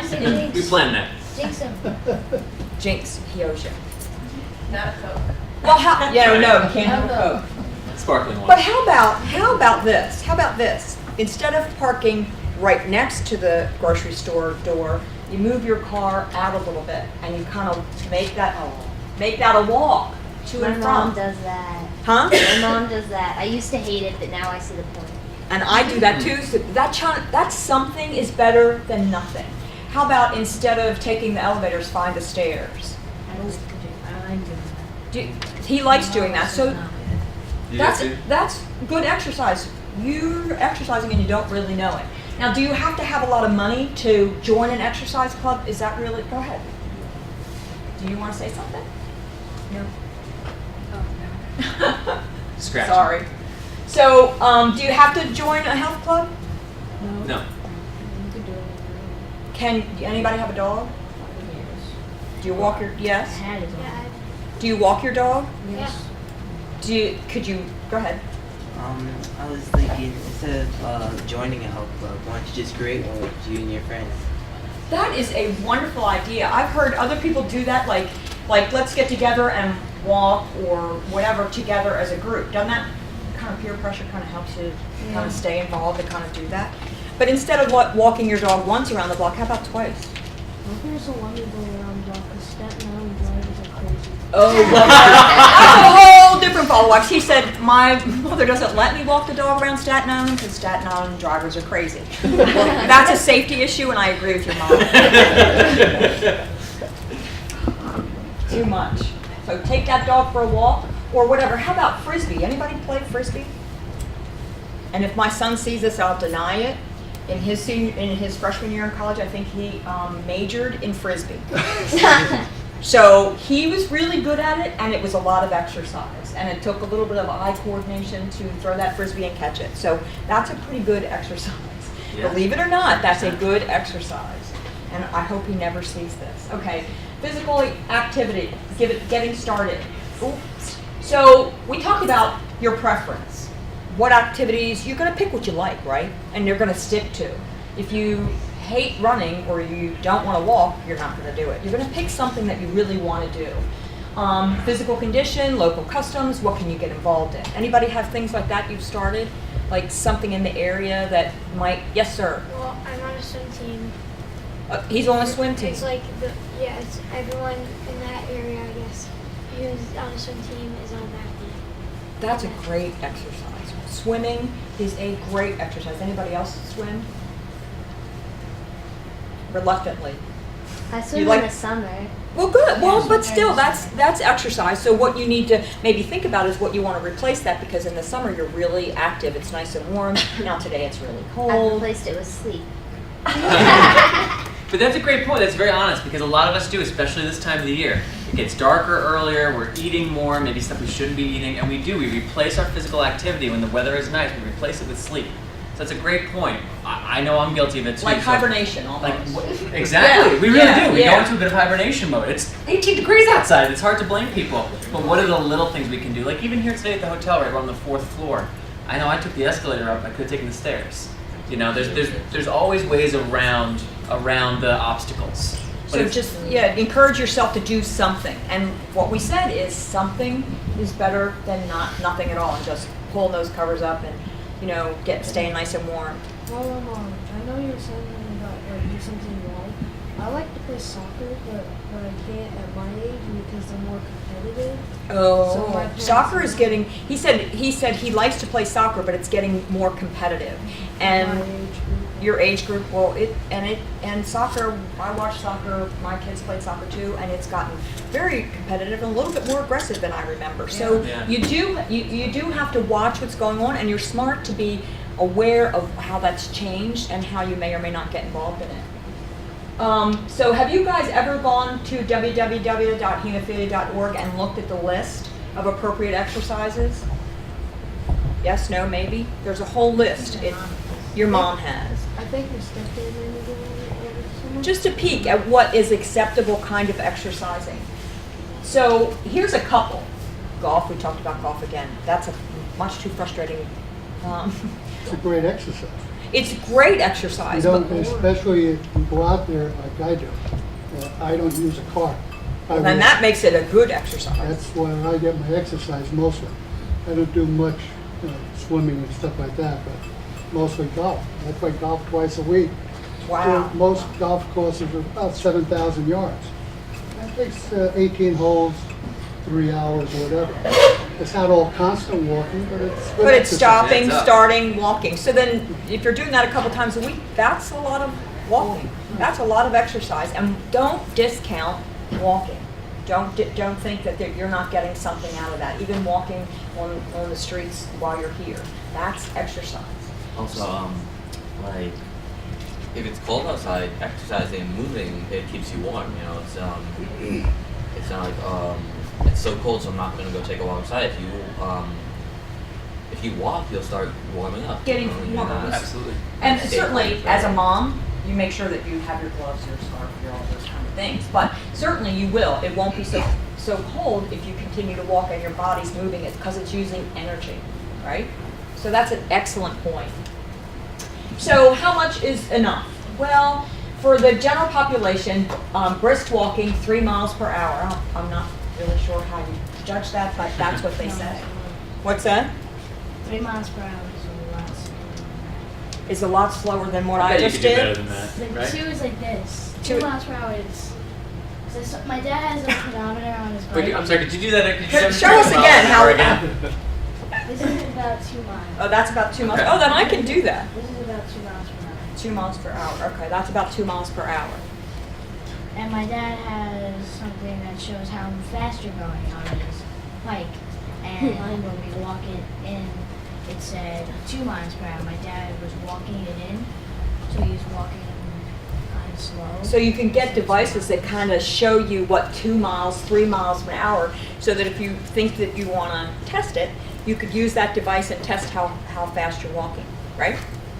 Good. That's a good idea. That's great. And certainly bicycling slower than 10 miles per hour. They say canoeing, doubles tennis. I think that's a lot of exercise. You play with a competitive. If you play with a competitive person, I think that's a lot of exercise. I think that counts. They all push you. Pardon me? They push you like if they're complaining. They push you to keep going and let's win this. Boys aren't like that, are they? Huh? Some. In kickball at school. Kickball at school. They yell at you to. They yell at you to a little bit competitive there to win that game. Line dancing. But you know what? I'm gonna go skip. Leek loves line dance. It's my favorite. You can never get him to stop. Is that right? No. See, you fooled me. But if you've ever tried that, try to keep up with those people that do that line dance thing. Oh, that is such exercise. So if you ever give that a try, if you guys ever do that in school, maybe That's a lot of exercise. Silly Yeah. but true. Yeah, You know, totally. you're having fun dancing, but it's a lot of exercise. How about yard work? Anybody rake leaves? Trim bushes? So if you add a little exercise, you add a little something to that, is that exercise? Do you think of that as exercise? No, not really. No, you think that as a chore. Yeah. But that's exercise. How about cleaning your room? Is that exercise? Only if you do it with I a lot of infuse before I enthusiasm. clean because I know I'm going to be on my feet all day. Like, I don't care where I am in my prophy regimen. I take an extra dose when I just know I'm cleaning. That's So you don't actually think an about that. excellent exercise activity. What's that? That's actually an excellent exercise activity. Oh, that's Cleaning your room. that's coming from mom.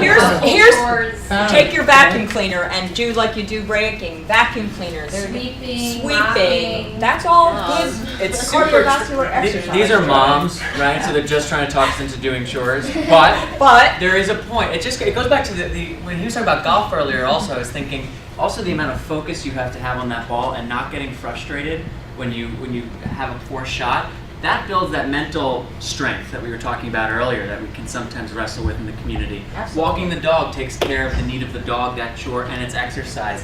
The yard work takes care of a chore and its exercise. We all complain about we don't have enough time, right? Like we were just discussing that. When you can find activities that serve more than one purpose, it's a way to best utilize your time. That's good time management. So yard work, it's going to make mom happy, and it's going to be your exercise for the day. 2 birds, 1 stone. Right. Right? Right. And now's the time to get those leaves up. Right? That sense is what you have to. We're going to be snow shoveling soon. So this is again for the general, and that's great exercise. Great exercise, definitely infused. That's really good exercise. Don't discount it. So this is certainly for the general population, and we always say talk to your treatment center to make sure that that's okay for you to do and get involved in. How much physical activity is enough? Well, additional benefits. We talked about higher intensity, greater frequency, and longer duration. What does that do? The longer duration, the higher frequency, all that kind of stuff. Does that make? It sounds like the same thing. They're all different words for a lot. He just said that they're all different words for a lot.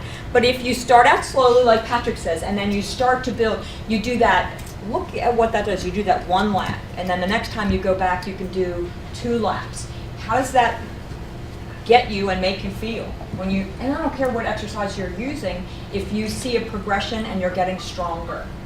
We talked about that earlier with the goal setting with Ryan, right? Is you want to set something that's achievable. You don't want to say, okay, tomorrow I'm going to climb a mountain. It's like, no, you're you're not. not gonna do So that. set something that's achievable and gradually take steps further and further and further.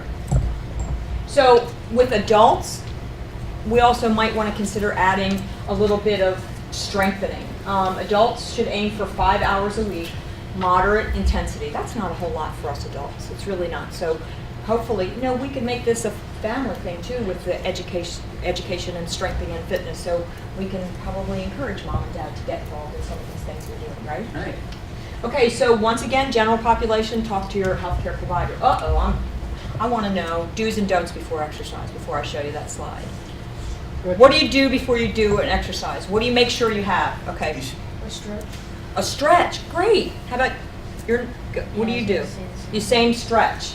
Yes, ma'am. Have water so you're hydrated. Very good example. Super underrated. That is really a very important point to make sure. I don't know if you all heard, but be hydrated before you exercise. What else? Shout it out. You make sure. Go ahead. You just make sure that you've eaten, like you're not hungry or because that can be distracting, and 2, you won't have any energy. And also make sure you don't have any bleed, or make sure you've infused. Perfect. Go ahead.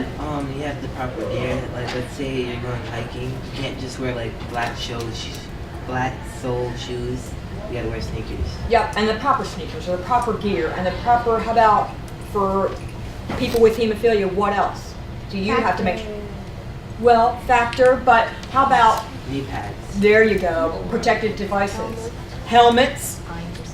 You used to wear a helmet, so make sure all of the above are good. Let's look at the answers and see what do's and don'ts. We said have factor, use protective gear, great. Warm up before exercise, great. Somebody said that, and we're gonna slide in there. Make sure you're hydrated, and certainly let your injuries heal. Now that's a big deal. You guys didn't even mention that, but that's a big deal. So go ahead. Well, because if you're having like a bleed and you think it's okay, you're having some pain, and you're not completely ready, but you feel like you kind of want to exercise, you don't want to take that chance because then it's just going to lead to more problems. So you have to make sure you're 100%. I don't even have to do this. You know all the answers. Because that's perfect. You know, and it's hard, isn't it? It's hard to let it, your knee or whatever, it completely, you think, okay, this is good enough. I can go. Do you guys know the difference? Like when it's time to go or you want to go ahead and get started, do you let it heal? No, not really. Sometimes you push a little bit. Should you? I asked my mom to make sure it's bleed before, so like if her leg's hurting or something. That's smart. So that's really smart. He makes sure that mom checks it out and makes sure it's a bleed. But then you just wait your couple days, make sure it's healed, make sure you're treated, healed, and before you get back out there and do it again. Because, yes, sir. And on Friday, I just played football, and the ball hit me in the face. Ouch! The football hit him in the face. Ouch! And my mom kept calling me to come over for. I'm like, no, I'm fine. But then she finally pulled me out. I came home, and she said, "Oh, you can't go outside." So I said, "Oh, I'll watch them." And I just ran and played instead of watching. Well, he just kind of told a little secret. Well, my mom knows that because she was watching. But that never happens. What he said was, if you didn't hear, what he said was he playing football and he got hit in the face with the football. So mom kind of evaluated him and said, let's come on out of this game and go home and rest and take care of yourself. But then he kind of snuck back out and went and played with his friends. But I bet I know the answer to this, but I'm going to ask you anyway. In your heart, did you know that you didn't have a bleed? A little bit because it hurt for like 2 seconds. And then it was gone. And then like we were talking earlier, like with Rose about, you know, the you get that pulsating, that warmth, you kind of know the signs, right? So it's okay to go back to the activity as long as you know that it's not a bleed, right? Because then it's not irresponsible, then you're just, it's that line between discomfort and pain, and just being able to know it. So I trust that you were making a smart decision even if you went about it in a slightly sneaky manner. And I bet your mom knew. I bet you she did. So don't participate in high-risk activities. Football. Pardon? Football. Hockey. What? Hockey. Wrestling. You guys know all the answers to that. Pardon me? Boxing. I would think not.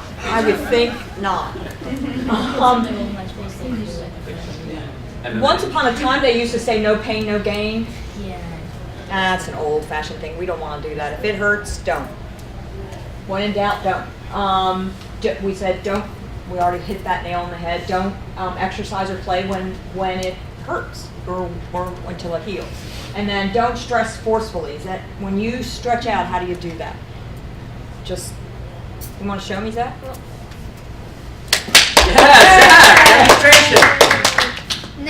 Now. I will touch my toes. But so here's like when I feel it. I feel it right here, and I feel my muscles stretching. But if I went like that really hurts. So and you can't stretch. If you stretch it too much, it's not good.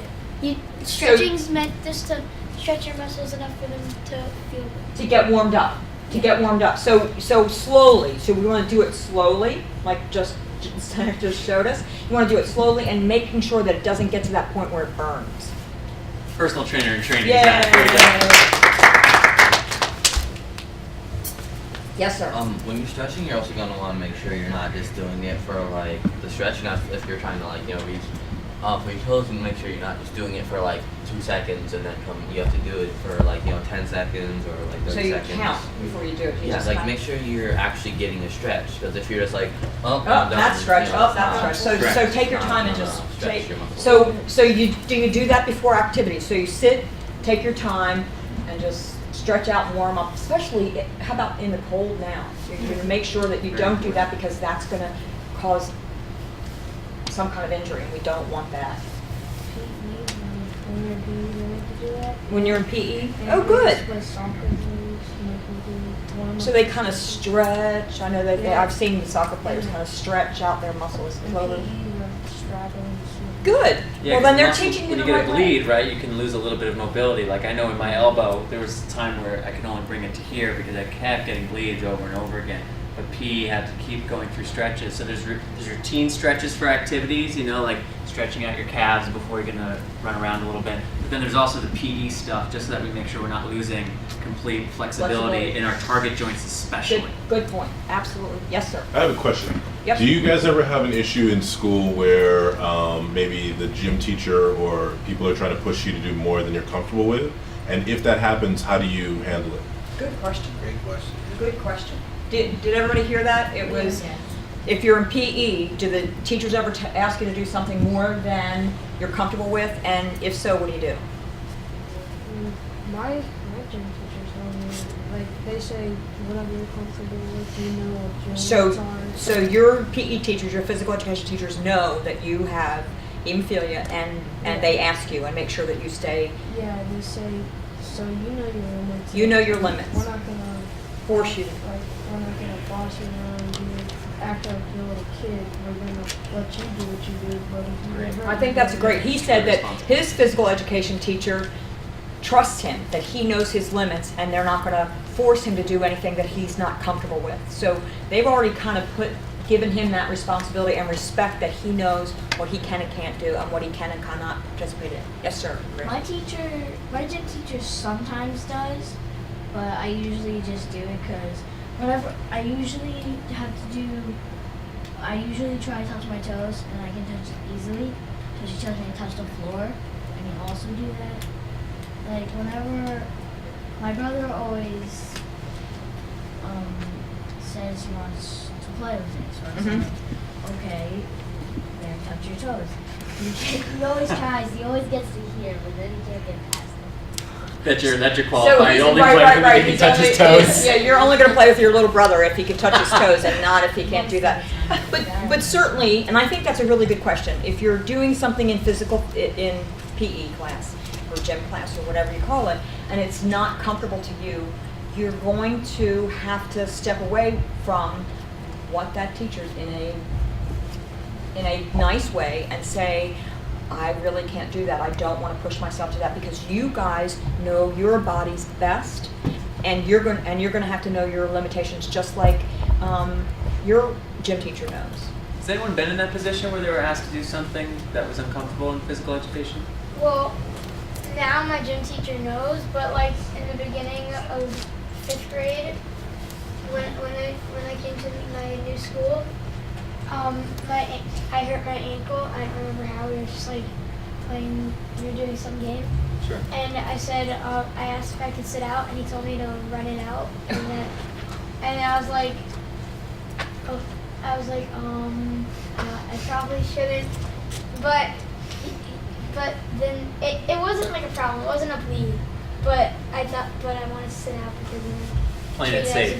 Playing it safe, sure. So would you think that physical education teacher needs maybe a little understanding of what your the hemophilia is? Yeah, now he does. Now he does. So how did you get that done? Well, my mom got really mad. Put a mom on it. Put a mom on it. She came to the school and she talked to the gym teacher a little And bit. educated him. Yeah. We're going to say that. Him or her, Did you educated. teacher know beforehand that he had hemophilia? I don't really know because it was like the beginning of the year, so I didn't know if all the teachers knew. But if he did, he just didn't know. What it, And he maybe just needed a refresher on what that was. Yes, ma'am. I have a 504 plan, so we don't have to talk to all the teachers individually. I mean, I'm in 11th grade, so my family decided that I was a little bit old for that and that I should just be able to manage it myself and that I should be able to advocate for myself and say I have a 504 plan. Okay, I have a question. Yeah. What's a 504 plan? Okay. A 504 plan is something that you get in schools if you have a disability or a chronic illness so that you can have special accommodations. Like I'm allowed to have a rolling backpack or use the elevator whenever I want, stuff like that. So everybody knows about that. Very, very cool. That's awesome So to hear a teenager say There's a what lot of parents that don't know about the 504 plans and IEPs. That's awesome. So, but now you're not on anymore, and now you self-advocate. Yeah, I mean, like, I just, in 10th grade, I started a high school in a new district, so me and my parents had the discussion, like, should we send out a letter to all the teachers? Because, like, in elementary and middle school, we did that. Right. And we decided that, no, I shouldn't have to send out a letter to all the teachers. And then if a problem ever came up, that I should just be able to tell them and have them be able to refer to them, have a focus. It's just like we were talking earlier with goals. It's an incremental process, right? When you were younger, and as someone who's 4 years old is not going to be the same advocate as someone who's in 11th grade. Yeah. So as you get older and you understand your body better, you can take that responsibility on incrementally. Mm-hmm. Very good. Very good. I've become an advocate for some kids in my class that don't know me. They like. Well, you became an educator. If you educate people in your class, that's your choice. Yeah. That you can actually sit down with your friends, and that's a good point. Who you decide to tell, and how you tell it, and what you tell. So because they like asked me to do like play some rough sports, but I tell them I have Hemophilia, but they don't know what that is. so then you start teaching. So what he was saying is, now, in what grade are you in? I'm in 7th grade. So he's in 7th grade, and some of his friends, will ask him to do things that he knows he shouldn't do. Okay, so what he says is, I have hemophilia, and they don't know what it is. So then you hold class, and you kind of teach your friends and family, your kids in your class, what it is and what's going on. Yes, ma'am. I don't keep my hemophilia a secret at all. I usually make it into a joke. I tell them about my Twitter. I have a Twitter. You should follow it. It's at Hemophilia Probs. And Wait, sorry, one more time, because we're going to put it on the... Okay. What is it? At Hemophilia Probs. Probs. Gotcha. And I run it with my friend from Missouri who also has hemophilia. And we just post about our lives and how hemophilia affects our lives. And we try to be funny. And sometimes we fail because we're not that good at that. But it's still a good Twitter, and you should all follow it. So whenever anybody talks about Twitter, and if anybody ever asks me if I have a Twitter, because I don't actually have a personal Twitter, so I just say, yeah, follow me at Hemophilia Probs. But that's So a then I good have way to explain that communicate. them. That's the social media and all those kinds of things are a great way to get out there and communicate and share ideas. That's just one of the ways that you can communicate and work with other kids, right? 100%. So preventing before certain activities, we kind of touched on this. So if you know something's going to cause a bleed, do you you treat yourself before you go? Yeah. Most of the time. Most of the time? Yes, sir. You Well, don't have to raise your hand. I infuse every day, but since when I go to swim practice, it's it's a lot of exercising. So I do a higher dose on the days that I have Extra activities. yeah, That makes sense. activities. How about, do you ever decide not to do an activity because it might be, this might be causing too much bleeding? Would you do that? Well, yeah. Some activities, yeah, like some stretches I can't do. So, because- see, you guys are already smart. You already know all these answers. You know that if it goes too much or it's going to cause a bleed. Yes, ma'am. Okay. When I joined, I'll start. Go ahead. No, go I didn't ahead. mean to interrupt you. When I joined my new school, there was a fencing team, and I wanted to be on the fencing team, but fencing is kind of a bad hemophilia sport because all my friends, they have gigantic bruises. Because you get stabbed with a weapon. Oh, I can see how that's a problem. Oh, I get it. But I wanted to meet new people.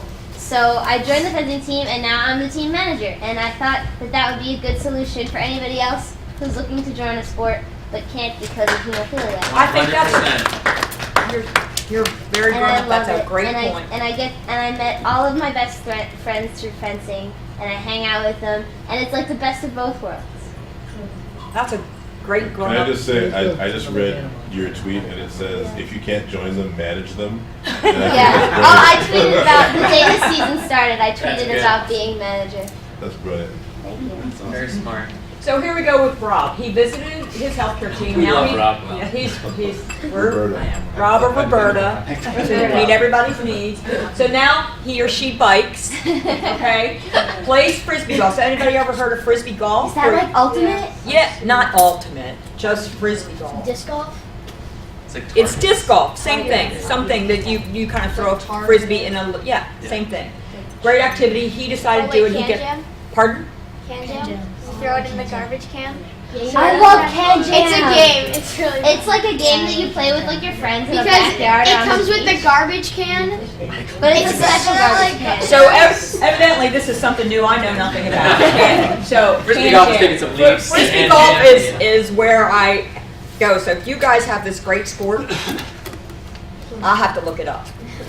So he frequently goes out to dinner after playing sports. Guess what? Rob found out that since college he gained a few pounds.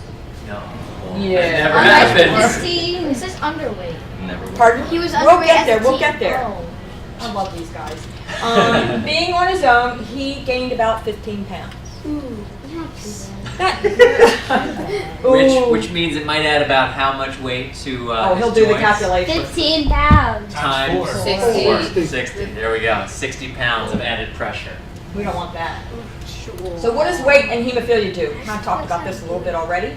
But when you have extra weight, that increases the injury and probably, I mean, if you think about it, it also probably increases, going to increase the intensity. You know, because you've got that extra weight and you're going to be infusing more, so your hemophilia is a little bit stronger than it used to be. Yes, sir. You're gonna be like, your heart's gonna be beating more because it takes more energy to like walk and stuff. So if you have a bleed, it's gonna bleed a lot more. Oh, absolutely. So if you're overweight and you're walking, you're pounding that pressure on your knees and ankles. So he was saying that could cause a bleed. That's an excellent That's point. more of a chance of heart attack too. Oh well, he just said that's more of a chance of a heart attack. But we're gonna live healthier lifestyles, and we're not gonna have that happen. You are right, though. You are Yeah. right. We're just not going to get there. We're just not gonna get there yet, because we're gonna learn this. Okay, now anybody heard of BMI? Okay, what does it mean? It's body mass index. Yes, sir. And it's like an overall scan of your body, like what's your weight, what if you're healthy weight, your height, your length, all this stuff. So you can kind of Google anything today, but you can Google it, put your numbers in, and get your numbers, right? To tell what your body mass index is. I'm going to caution you to maybe share that with your healthcare provider because there might be some differences. Like, because it also has, you said sex, height, bone structure also has something to do with it. So that if your bones are a little bit heavier and you're doing this calculation, you might come up with overweight or obese and you're really not there. So it's okay, you can Google it just like anything else. Put your numbers in and figure that out. But I also encourage you to, when you're doing those kinds of things, share that with your healthcare provider. Okay? So here's Rob. So he went to talk to his nurse, and they want to come up with a goal because they're going to do this together. Okay? So he was okay when he was 15, 20, he gained a little bit weight, and now he's 23. So his number was 25, and it equaled overweight. So the numbers he kind of knew it anyway. Do you really, if you're gaining weight, do you have to do numbers? Do you have to step on a scale, or do you know it? I know it. Look in the mirror. I know. So what happens? You have to loosen that belt a little bit. You got to put the stretch pants on rather than the. Now you guys that are growing, that's okay, but adults, as you get older, you just don't need the scale. You don't really need the numbers. So just be aware of that, and just kind of monitor that. So clotting factor dose is based on weight. You all know that, right? So if you're gaining weight or you're growing, what happens? Your factor level is you're gonna need what? More factor. More factor. Okay, that means you might have to increase the amount actually. So that increases your time. So that kind of bogs you down too. You're like, I have to take more factor, all those kinds of things. Sometimes I don't even do it. I skip out on it. We're gonna get mad at myself. He just said he said sometimes he just kind of knows that he should take his factor, right? And you just skip out on it, and then you feel bad for yourself. I never do factor when I should. Oh my goodness. What do you mean you never do it when you should? Because I don't actually believe you. Well, that's not exactly true. Well, I didn't exactly believe you. My trophy schedule is supposed to be like 2 to 3 times a week, but it's gone down to 1 to 2 times because we do something called like on-demand trophy. So I go to the city every week, and I infuse before I go to the city because I don't live in the city. And then I just infuse when I get injured. So it comes out to being like 1 to 2 times a week, but that's not how much I should be doing. Well, when you say should be, though, is that Is this a plan that you've come up with This your is an parents, your HTC. doctor? Well, if you've So come there up with you go. your HTC, then that's your plan. So if But you guys it's too hard. What do you mean it's too hard? The current I plan's feel too like hard? no, it's like if the HTC says that I should infuse 2 to 3 times a week, but I'm only doing 1 to 2 times a week, and I'm doing fine, and I don't get bleeds. Why should I switch? Well then, Fair point. I mean, that's a discussion between you and your mom and Absolutely. dad as well. But I want to, the word "should" is like a really nasty word in my head because, at the end of the day, it's your life, it's your healthcare. So if you find that you change your plan slightly with the, going to the guidance that you want to, your parents or your doctor, both, that's your choice. And if you find it's working for you, then that's the plan for you. Right. That's the perfect plan. and for then what I'm going to say is to just add on to what Patrick said, is that's your plan. If you communicate that to your healthcare providers, look at the plan that I have. Their goal is to do the best for you and to be able to understand you the best they can to make sure that you have the best treatment plan going forward. They want good outcomes. They don't want you to have bleeds. So that communication is like crucial. Excuse me. Yes, She sir. said that she does it once a week, and then when she gets a bleed or whatever. Well, I it don't think doesn't you have want to to be a wait. bleed. I don't It might want just you to be wait a- to that point, then.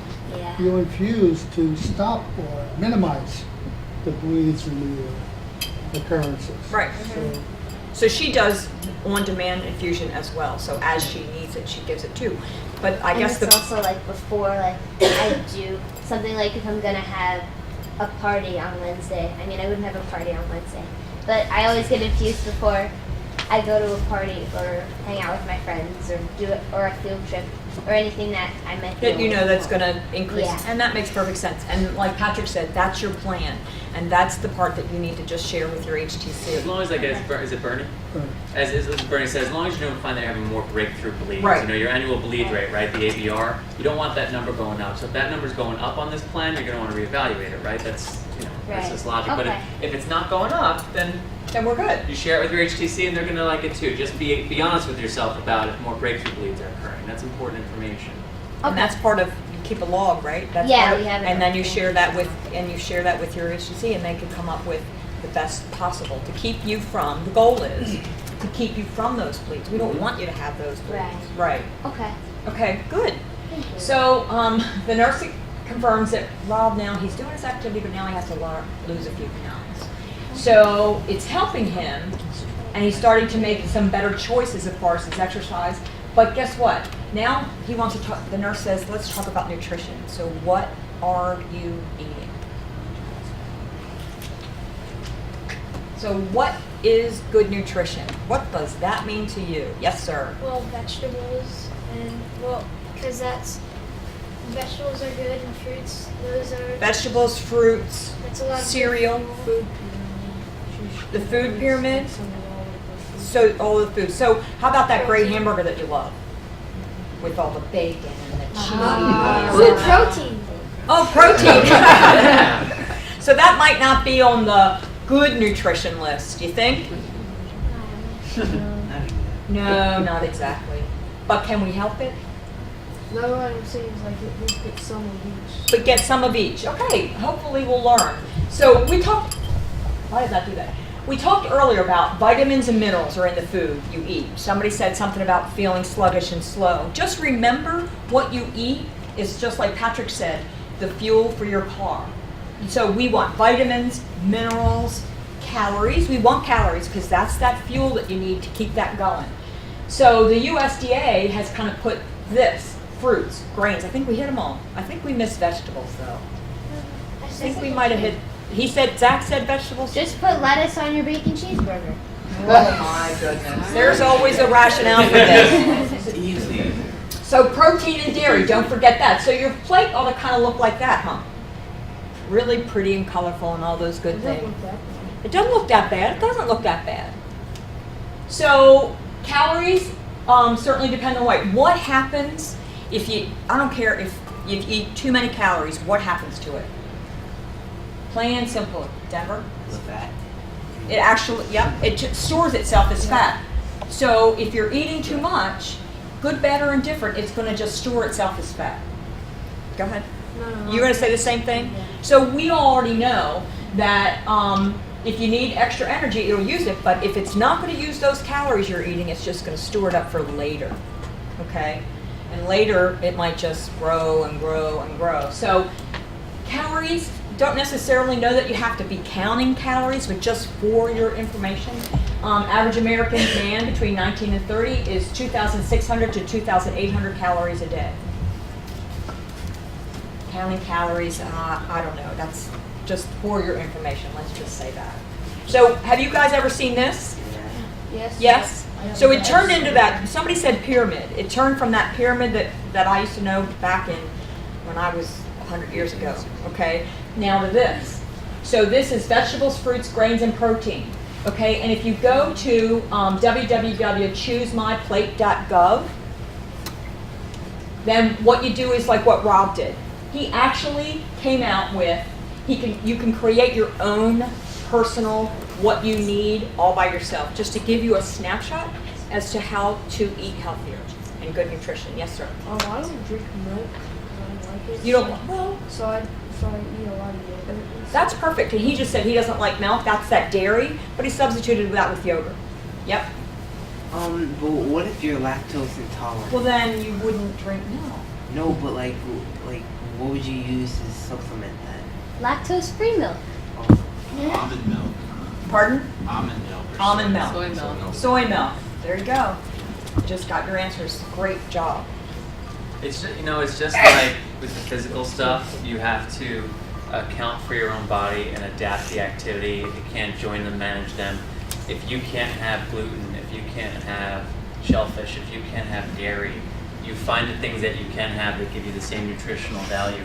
And we are very fortunate because the awareness of food allergies and clean eating and healthier eating is higher than maybe it's ever been now. So there's tons of resources. And this website, choosemyplate.gov? It's www.choosemyplate.gov. It's really a cool website. And it explains all the nutritional labels. Like, you turn something over and there's a million different numbers and percentages. It's like, what does that mean? They explain all of that. It's a really great resource. Okay, so quickly, guess what? Portion. I'm a visual person, so here's your meat portion. That's 3 ounces. Okay. And here's your half cup. It looks like a lot, doesn't it? Half a cup of rice. No? Not really. When you cook it, no. Well, this is done. This isn't. I wouldn't expect you to eat this, obviously, but Yeah, don't eat Play-Doh. but eat that. No, don't eat Play-Doh. But eat that amount of rice. So that's just a visual, so that you know that. Guess what? Portions matter. So portions matter. So it's not just the healthy eating, but how much of that healthy eating are you doing? So this is what Patrick talked about what's on here. And look, this says, you get tricked sometimes. It says it only has 107 calories and all this information, but it's 4 portions. So I thought I only got 170 calories with all this stuff, but I should have only eaten a quarter of it. Yes, sir. Oh, anyway, yes. One thing that they do is actually, if you eat ramen, not like cups, but like actual things that you, the serving size on the back is actually half of Good one point. block of ramen. You're supposed to split it in and out. So, and everybody does that, don't they? Ramen noodles. Of course. Ramen noodles is very, very, very popular. So he just said, if you look on the side of that, half of those calories and information is half a ramen noodle. So everybody splits that in half. It just eats half, right? No. Never. Never. I'm So, allergic to ramen. But it does say amount per serving. yeah, it does say amount, but look how tiny it is. Look way it's up there. So do you look at that? Do you need to And look it at that? doesn't say how much per serving. No, it just says 4. So we try to split it in 4s. So, but here's the other thing, and what Patrick said is if you go to that website, the www.myplate.org, choosemyplate.gov. Anyway, it'll explain all of this stuff. Why you have to look at cholesterol, salt, all those kinds of things. What does that mean? So look on there, and that'll give you all that information too. Mm-hmm. So how about this? Ooh. What is that? What is that? What is that? This is I think this is like a Milky Way or something. No, that's not. Wait, but isn't that calcium? No. Oh, Oh How my excited goodness. everybody got to talk about this page. He just said, isn't that milk? Milky Calcium, Way. calcium. Oh, Milky Way, and then chips. Now, do you like that stuff? Are you gonna ever stop eating it? No. So what do you do if you have a day where you got it, you just have to have it, it came from school, I want this kind of stuff, what do you do? Eat it. What do you do next after you eat it? Eat more. You're right, though, right? That's the habit. I can't. Oh, sorry. This goes to something we were talking about earlier with goal setting, right? We said a lot of times you're going to find yourself in the midst of the obstacle. How do you get through it? So can we frame the question that way? If one of the obstacles is there's junk food in the house and you find yourself eating it, if that's an obstacle to you and your weight loss and health goal, how do you power through the obstacle? How do you overcome it? Do you mind if we frame it that way? Oh, absolutely not. Okay, so I know some of you guys have answers because we worked on it this morning. So go ahead, go back to it. I think you should eat all the junk food so then there will be no more left. Now, that is not the goal. I like the end of that That's sentence. what I The do. end of that sentence is key for someone like me who has very little self-control when they're around a whole lot of Halloween candy, for example. Is just getting rid of it, right? What are some other tactics if you're in the midst of it? If you're in because we're not going to get rid of it altogether. Give it to someone else. Share it. Your friends will like you more, and you won't be eating as much of it. That's a bribe. Two birds with one Listen, stone. I do what I can to get friendships. bribing you. Two birds with one stone again. Exactly. We're always about combining things. Well, I used to take that stuff to work. Like if Yeah. you had that extra, especially the Halloween candy, I didn't want it around, I didn't want to eat it, so I would take it into work. Yeah, bring it to school. So Everybody bring it loves to you. school, I think that's a great idea. So you have to think about those kinds of things and being in control of that and do your goals. What I think is kind of interesting, we talked about soda, so I guess Patrick has had a conversation about soda in the past. If you see this, It's Denver's goal is to cut back on the soda intake. So but look at this. 1 can of regular soda, not diet, would increase your weight by 15 pounds. Guess what? I'm going to add to this all those sports drinks. Gatorade, Powerade. Should you pardon me? Monster Energy? Well, they're good for energy, but you know what they're designed for? You They're said Monster Energy? Yeah, Monster Energy. That also has lots of sugar. Lots of sugar. But they're designed to replace what you've done when you exercise. They're not designed to be a soft drink.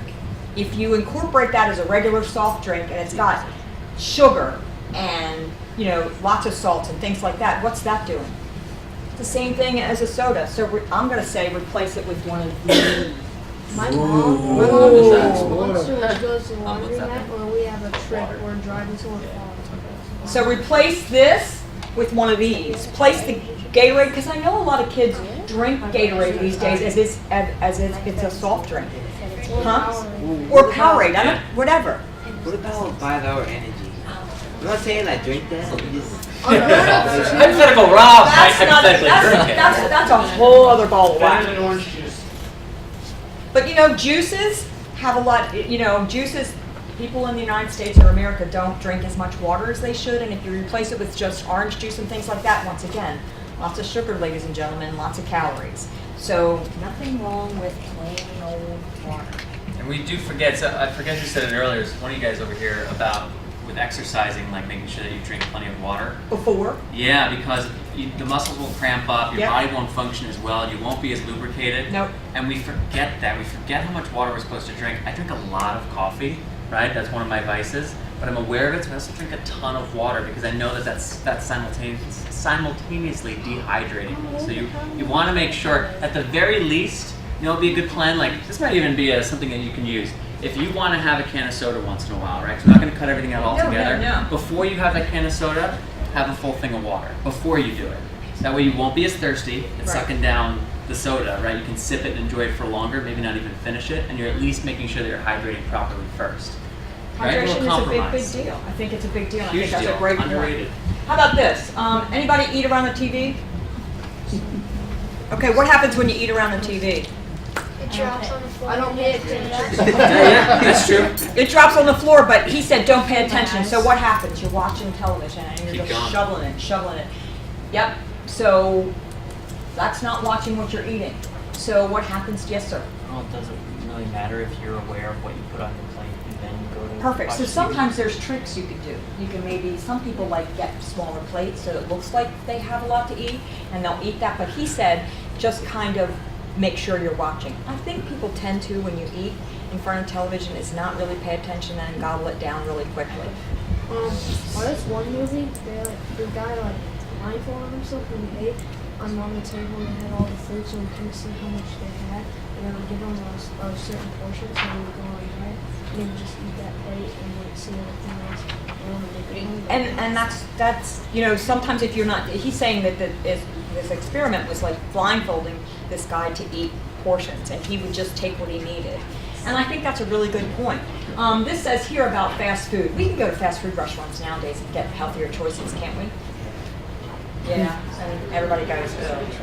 So certainly sometimes eating with people that do the same thing that you do keeps you motivated. How about certainly, this is going to be our summary. So what we're going to say is people who have physical fitness usually have more energy, they do more, get more done. Does that make sense? Yeah. So people with regular physical activity and additional benefits improve strength and their muscle. Okay? So and that decreases their joint bleeds, right? We're still going to probably eat that hamburger with our friends. You know, we're probably still going to do that because maybe when you're with your friends, you want to just be part of the guys and go to McDonald's and stuff like that. But then we take a little baby step away from our goals, but then maybe tomorrow we come back and eat it and get back on track. And it's a way to reward yourself as well, you know, because we do enjoy these things. In fact, we'll put somebody on blast a little bit right now. Who knows who C.J. Wilson is? Right? Maybe you saw him in Stop the Bleeding. So he's going to be married to somebody named Liz, who's actually been tuned in and is now following along with us. I know, and she's a supermodel. So if there's people who are concerned about what they're putting in their body and their figure, it's supermodels. Sorry to be doing this to you, Liz. But I know for a fact that once in a while she treats herself because she does her work. She spends a lot of time thinking about what she puts into her body, but she still likes pizza. She likes hamburgers. So she treats herself, as does CJ. He keeps a strict diet because he's a professional athlete, but he treats himself. So when you make those changes to your life, it's not even stepping off sometimes, it's making the choice like, I deserve this. I enjoy these things. Like, I love pizza, it's never going away. I just want to make it more of a treat and less of a habit. Perfect point. Perfect point. So we're never going to deprive ourselves of those things, those chips and soda and those kind of things. Yes, sir. But in school, like every day they serve pizza. Like that's one of their main meals. Just Fridays. You don't do a bag lunch? Have you ever thought about doing a bag lunch, or that's not just? But there's other options, right? It's not just pizza. Yeah. But it's the temptation. I totally hear that. It's the temptation of it being there. I 100% get that. And that's where you got to find that inner willpower. And it's tough. I mean, maybe trying to sit with friends who are not having the pizza, if you can avoid going to that area. I mean, I literally have to do these things because I become like a magnet of like, here's the tater tots and here's the pizza, and I'm done. I'm like, salad bar, you know? But if you go there first, same concept actually of having the water before the soda. What if you made yourself a little salad first? Or you got the grilled chicken and vegetable option, and then if you still really want the pizza afterwards, you can say, all right, I'm still a little bit hungry. I at least put the good stuff into my body first. You know, making those compromises with yourself to help offset the temptation. Which, by the way, you're going to have to go do in like 5 minutes. So. Okay, so balanced diet without too many calories, and certainly if the regular exercise, speak to your healthcare professionals to kind of get you on track and consult with them about what's going on with your bleeding, what's the best exercise, and all those things that the NHF actually puts out there for you. So, in saying that, this kind of concludes my formal part of the educational series for today. And Deb, you want to come up here and finish this? And don't forget that I have a resource page and the evaluation I'd love you guys to fill out before you leave. And thank you, ladies and gentlemen. It's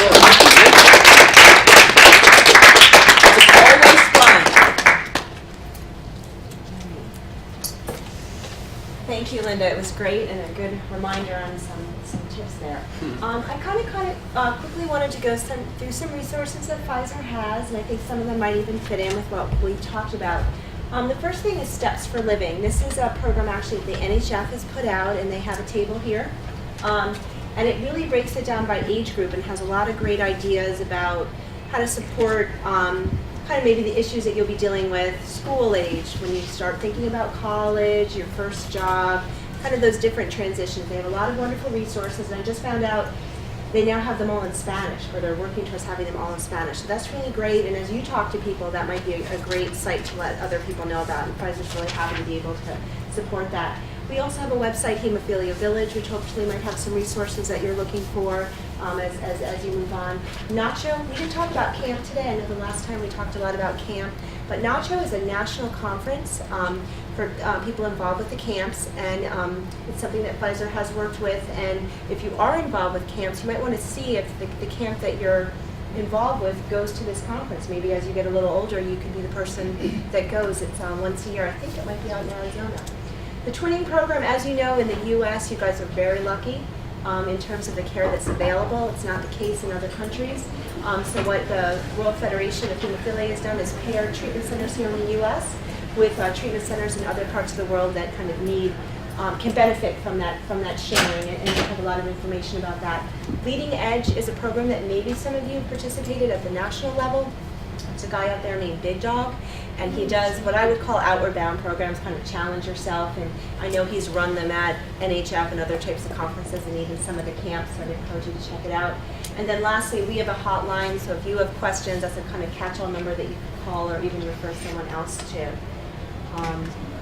And then I know probably a lot of you are still, obviously your parents are the ones that are working with you on that, but we do have support programs that are out there. So if there's insurance questions, and as you get more involved and you start thinking about going to college or getting your own insurance, it's good to know that there are programs out there to help support whether you're uninsured or what we would call underinsured, where maybe certain things still aren't being covered. And then lastly, I'll just mention through Pfizer, we also do have trial programs for our products that we have out there, and that is something that's available. And I know the next stop is lunch, so I'm not going to prevent you from that, but I would just say you're welcome to, or your parents are welcome to come by. We have a booth right outside that has information on all the resources out there. So, great. Cool, thank you. This is the end of our education. Thank you again. You guys were great. This was a lot of fun. So guys, we are going to break for lunch. I think they put lunch away at 1:15 and it's 12:40 now. Oh, wow. So we got about 35 minutes for lunch. So definitely do that first. We'll aim to be back here like 1:15, 1:20. We got something fun for this afternoon, which you may or may not know about, but if you don't know about it, I ain't going to tell you. We'll make you come back and find out. We'll plan to be back up and running on the stream by probably 1:30, right? That's realistic? 1:30 on the dot. Okay, 1:30 on the dot. We'll be back. So you go get some lunch as well. We'll see you at 1:30. Here, yeah. Yeah, keep your stuff here. I'll leave it here. I'll leave it here. These are just for you guys too. Thank you, dear. You're so sweet. Yeah, we'll put away.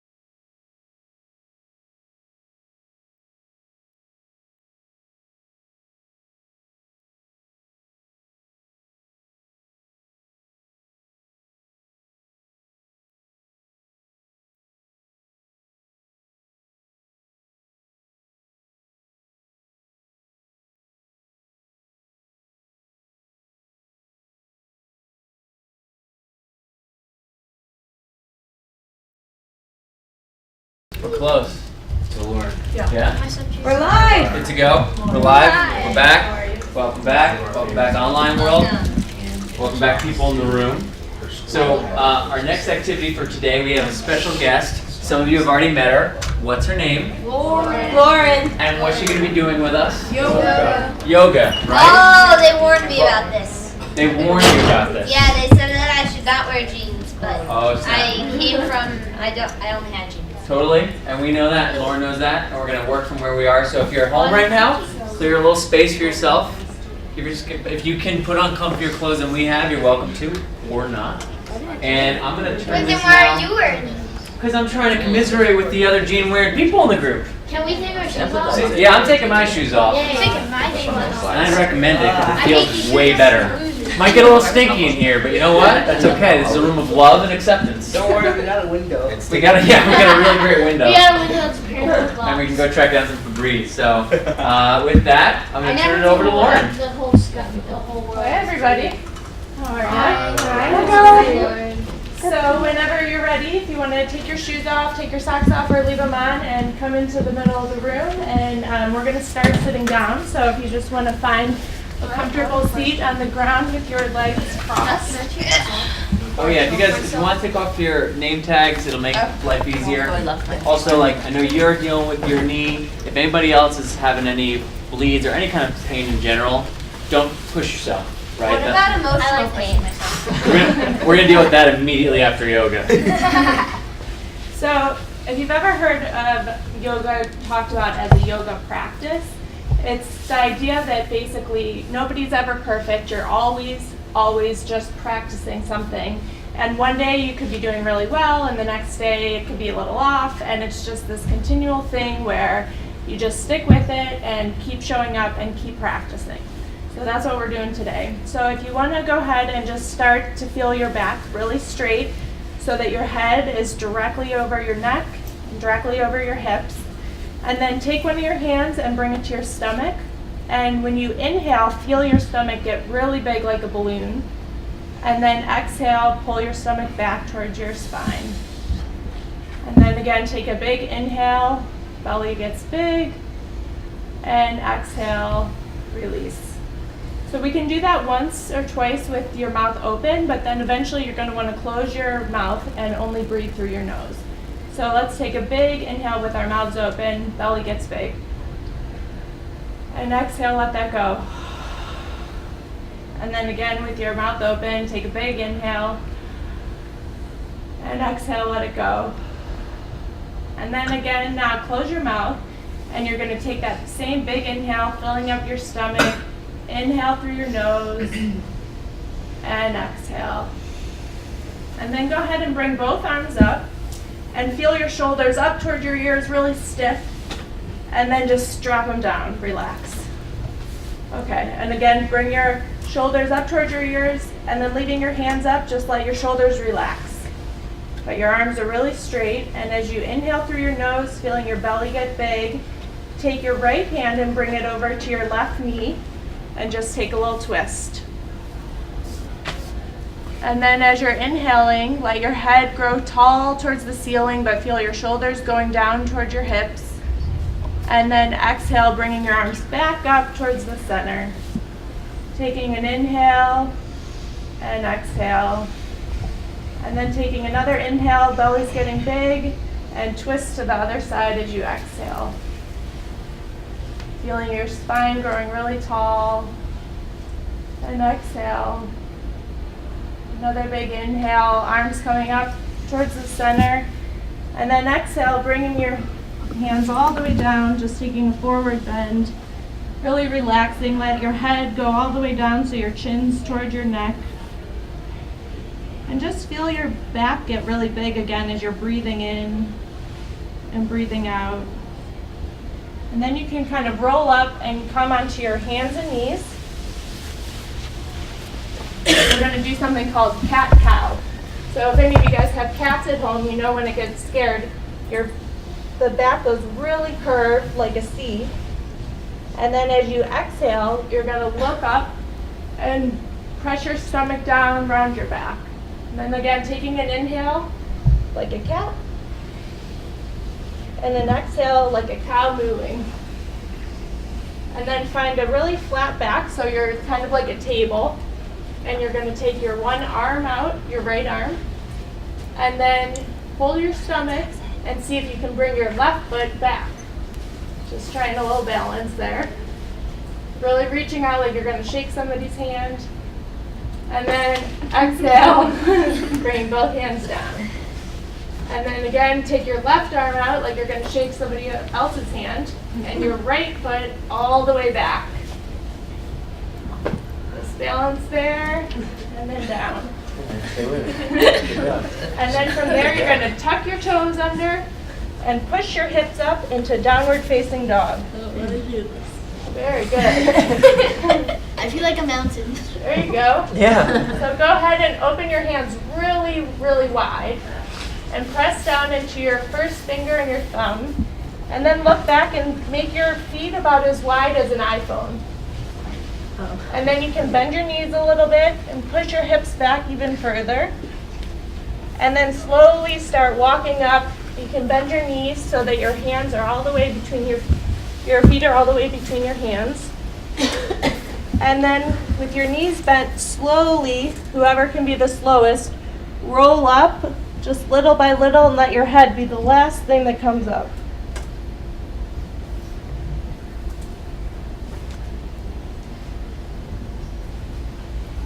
Nice. Then we'll bring our hands together in front of your heart into Namaste. And then as you inhale, take a big look up with your arms and exhale, forward bend all the way down. Now go ahead and bend your knees if you want to, and you can bend your knees so much that your stomach is laying on your thighs. And then as you inhale, you're going to take your hands to your shins and make your back really straight. And then exhale, fold forward again. And then go ahead and put your hands on both sides of your feet and step your left foot back and then your right foot back. And you're going to be in a plank pose, so your shoulders are directly over your wrists. And then very slowly begin to bend your elbows and lay all the way down to the ground. You can put your head on the ground. And then again, as you take an inhale, you're just going to slowly lift up your head and look forward into baby cobra. And then exhale, head goes back down to the ground. And inhale, looking back up, baby cobra. And exhale, head down. And then you're going to put your feet, curl your toes back under, lift back up to plank pose. And then hips up, downward facing dog. That's the hard part. And then again, looking in between your hands, bend your knees, and just start walking forward. And as you exhale, let your head go down, forward bend.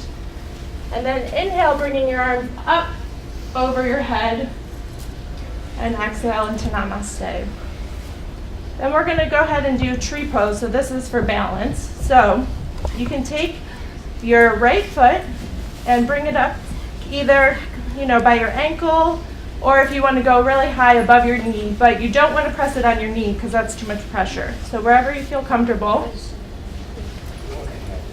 Then you're going to bring your hands into Namaste, and you can pick one spot in front of you that's not another person, something that's not moving, and then start bringing your arms up and open, and feel yourself like a tree, maybe swaying in the wind a little bit.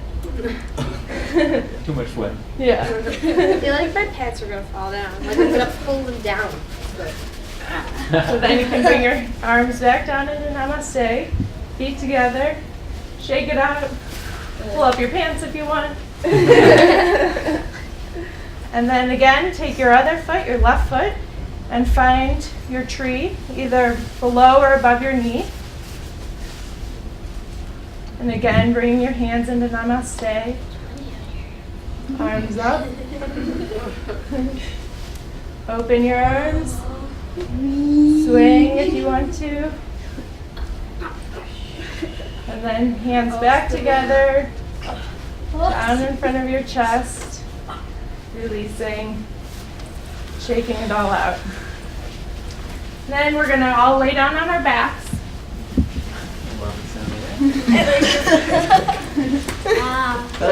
Pretty good, right? I'm good at this one. Hard life, guys. The best part. And then you're going to go ahead and bring one of your right leg up and cross your ankle over your thigh. So you're kind of making like a 4. And then you're going to take your hands behind your left thigh and interlace them. And just give yourself a little bit of a thigh stretch. And don't forget about breathing here. So as you're doing that, you're feeling your belly get really big when you inhale. And then letting your belly go on the exhale, pulling your leg in a little bit closer. And again, taking a big inhale. And then exhale. And then go ahead and switch your legs. Grabbing your hands behind your thighs again. This will be easier. Oh, damn, my hands are slipping again. And then taking an inhale. And an exhale, maybe pulling a little closer to your face. Inhale. And exhale, release. And then you can put your legs out straight in front of you. And then you're going to bend both of your legs and see if you can feel the backs of your heels just with your hands. And then as you take a big inhale, you're going to start pressing into your feet and raising your back up into a bridge pose. So your hips come up. And if you want to, you can just walk your shoulders underneath your body and interlace your hands. Really pressing into your feet and letting your hips rise. Everything is cracking. This cannot be good. And then exhale, release. Put your heels on the ground. And then you can take your knees and open your feet wide and put your knees together and just let them go back and forth like the windshield wipers of a car. That was assaulting your neighbor. Put them together, go like that, just like this.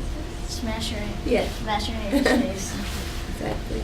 And then we're going to do a pose that's called either happy baby pose or dead bug pose. One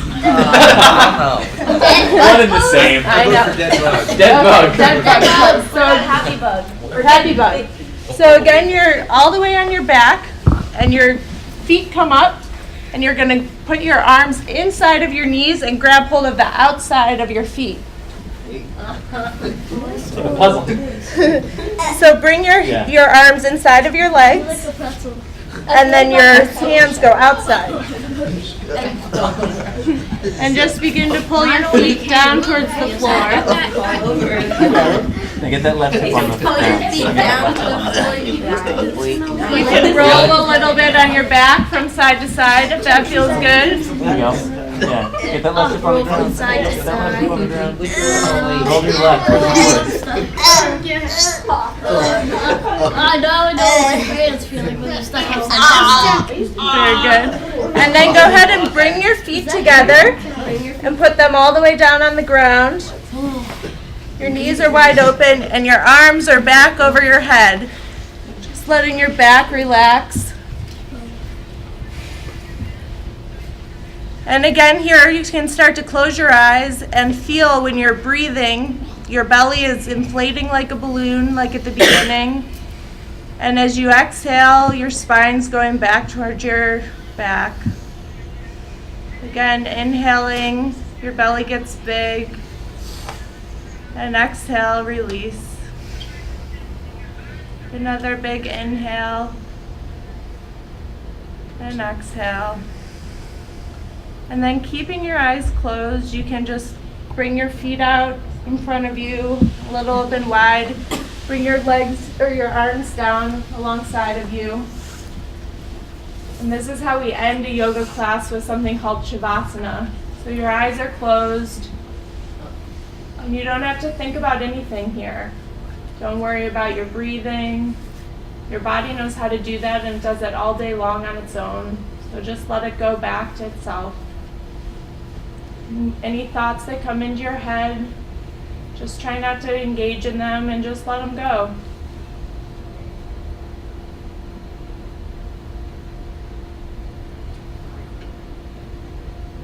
Just feel yourself here. Feel the effects of your yoga practice on your body.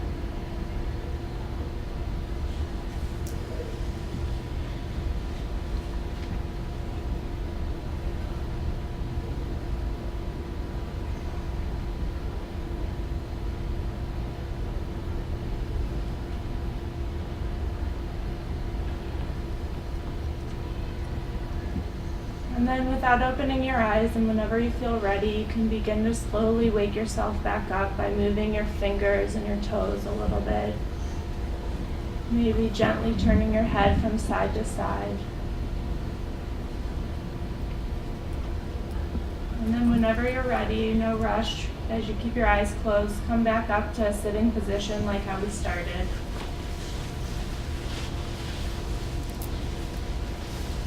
You can put your hands on your knees. And again, feel yourself sitting up really tall. Maybe bring your shoulders up towards your ears and then releasing them down your hip, towards your hips. And just feel in your body the difference between when you first came into the room after lunch and how you feel now. And then go ahead and bring your hands together in front of your heart. And know that you have the power inside yourself to bring yourself to your breath anytime that you need to. And that just a few minutes every day of this or any other practice that you choose can have innumerable benefits in your life. Then go ahead and just bow forward to the teacher within yourself, thanking yourself for your practice today. And thank you all for sharing that with me. Namaste. Namaste. What is any initial thoughts about what we just did? Kind of interesting energy in the room right now, right? Yeah. It's more relaxed. Yeah, right? I feel that. I feel really calm. Kind of tired. A little bit tired. I was paranoid that the camera was going to see my butt in broadcast. Fair. I fair. was too, but I lost that paranoia by the end of the practice. Well, you have a tank top underneath, so that's not fair. Fair. I will say we focused on Lauren when butts were in the air. We focused on the instructor instead of anybody else. Yeah. Any other feedback? My face feels very alive. Like I feel very peaceful. My face feels very awake. I feel like the blood is moving more in my head than it was earlier.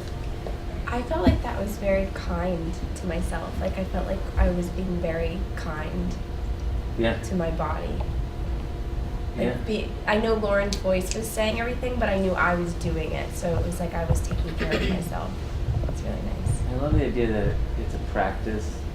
You know, just like we were talking about goal setting, it's not about tomorrow I'm going to be an Olympic athlete. It's just taking that step. It's a commitment to taking the steps towards the goal. It's a practice. It's a discipline, and thanking ourselves for what we just did for ourselves. You know, applauding ourselves. I think that's important too. You know, to feel proud of yourself for when you do exercise on a day that you don't have PE, or you get 8 hours of sleep, you don't buy food at deli, you cut back on soda. Like to feel that pride for what you did. That is an accomplishment that you should be proud of, especially when it's at its hardest, right? Like we've been talking about what happens when you're inundated with obstacle. But you celebrate the accomplishment all the more so. You know? Yeah. Can we end with a whip around where everybody says their goal for between now and the final session. That'd be great. Yeah.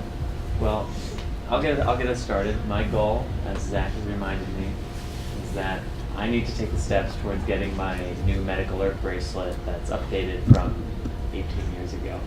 So that's my goal. My goal is to cut back on my soda intake. Great goal.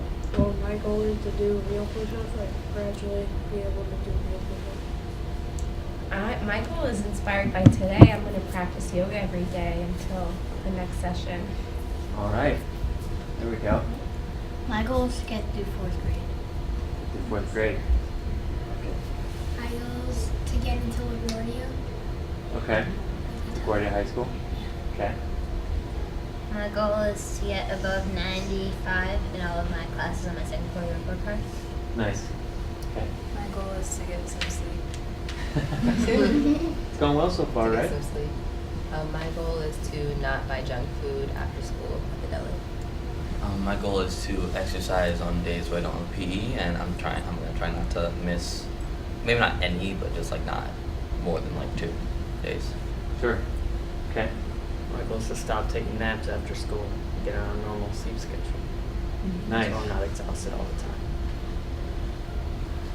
Lauren, do you have any goal you'd like to share? Yeah, well, a goal that I'm working on is to go to bed when I'm tired.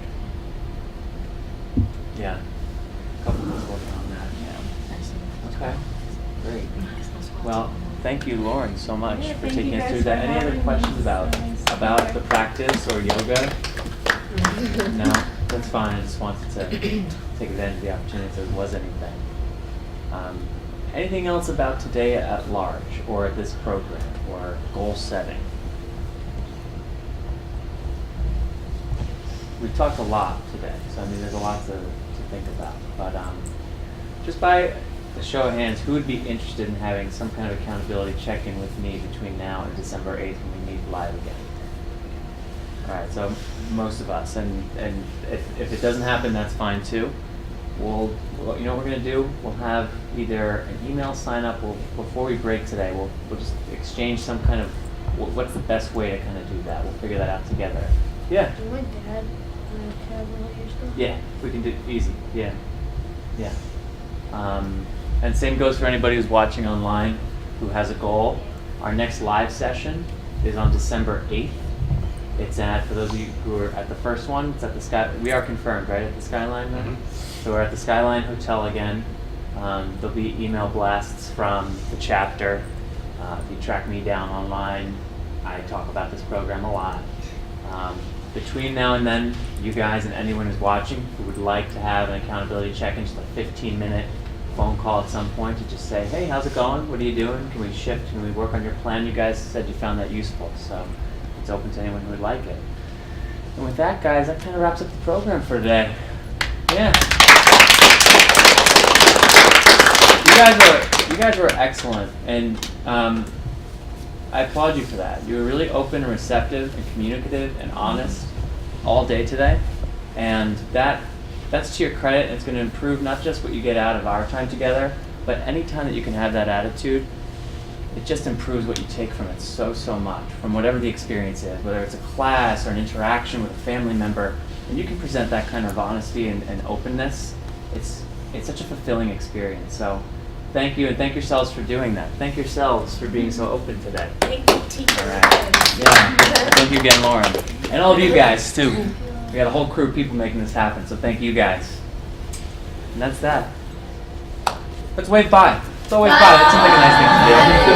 Just two cameras, choose whichever one you want. Frantic waving time. I'm doing both. Yeah, that's a good idea. That way, everybody wins. Is it still rolling? All 5 minutes ago. Yeah. Well, that is the formal part of the program. We're going to start closing down the room, and you guys are welcome to hang. Let's do a sign up thing before the accountability check, because that's a good idea.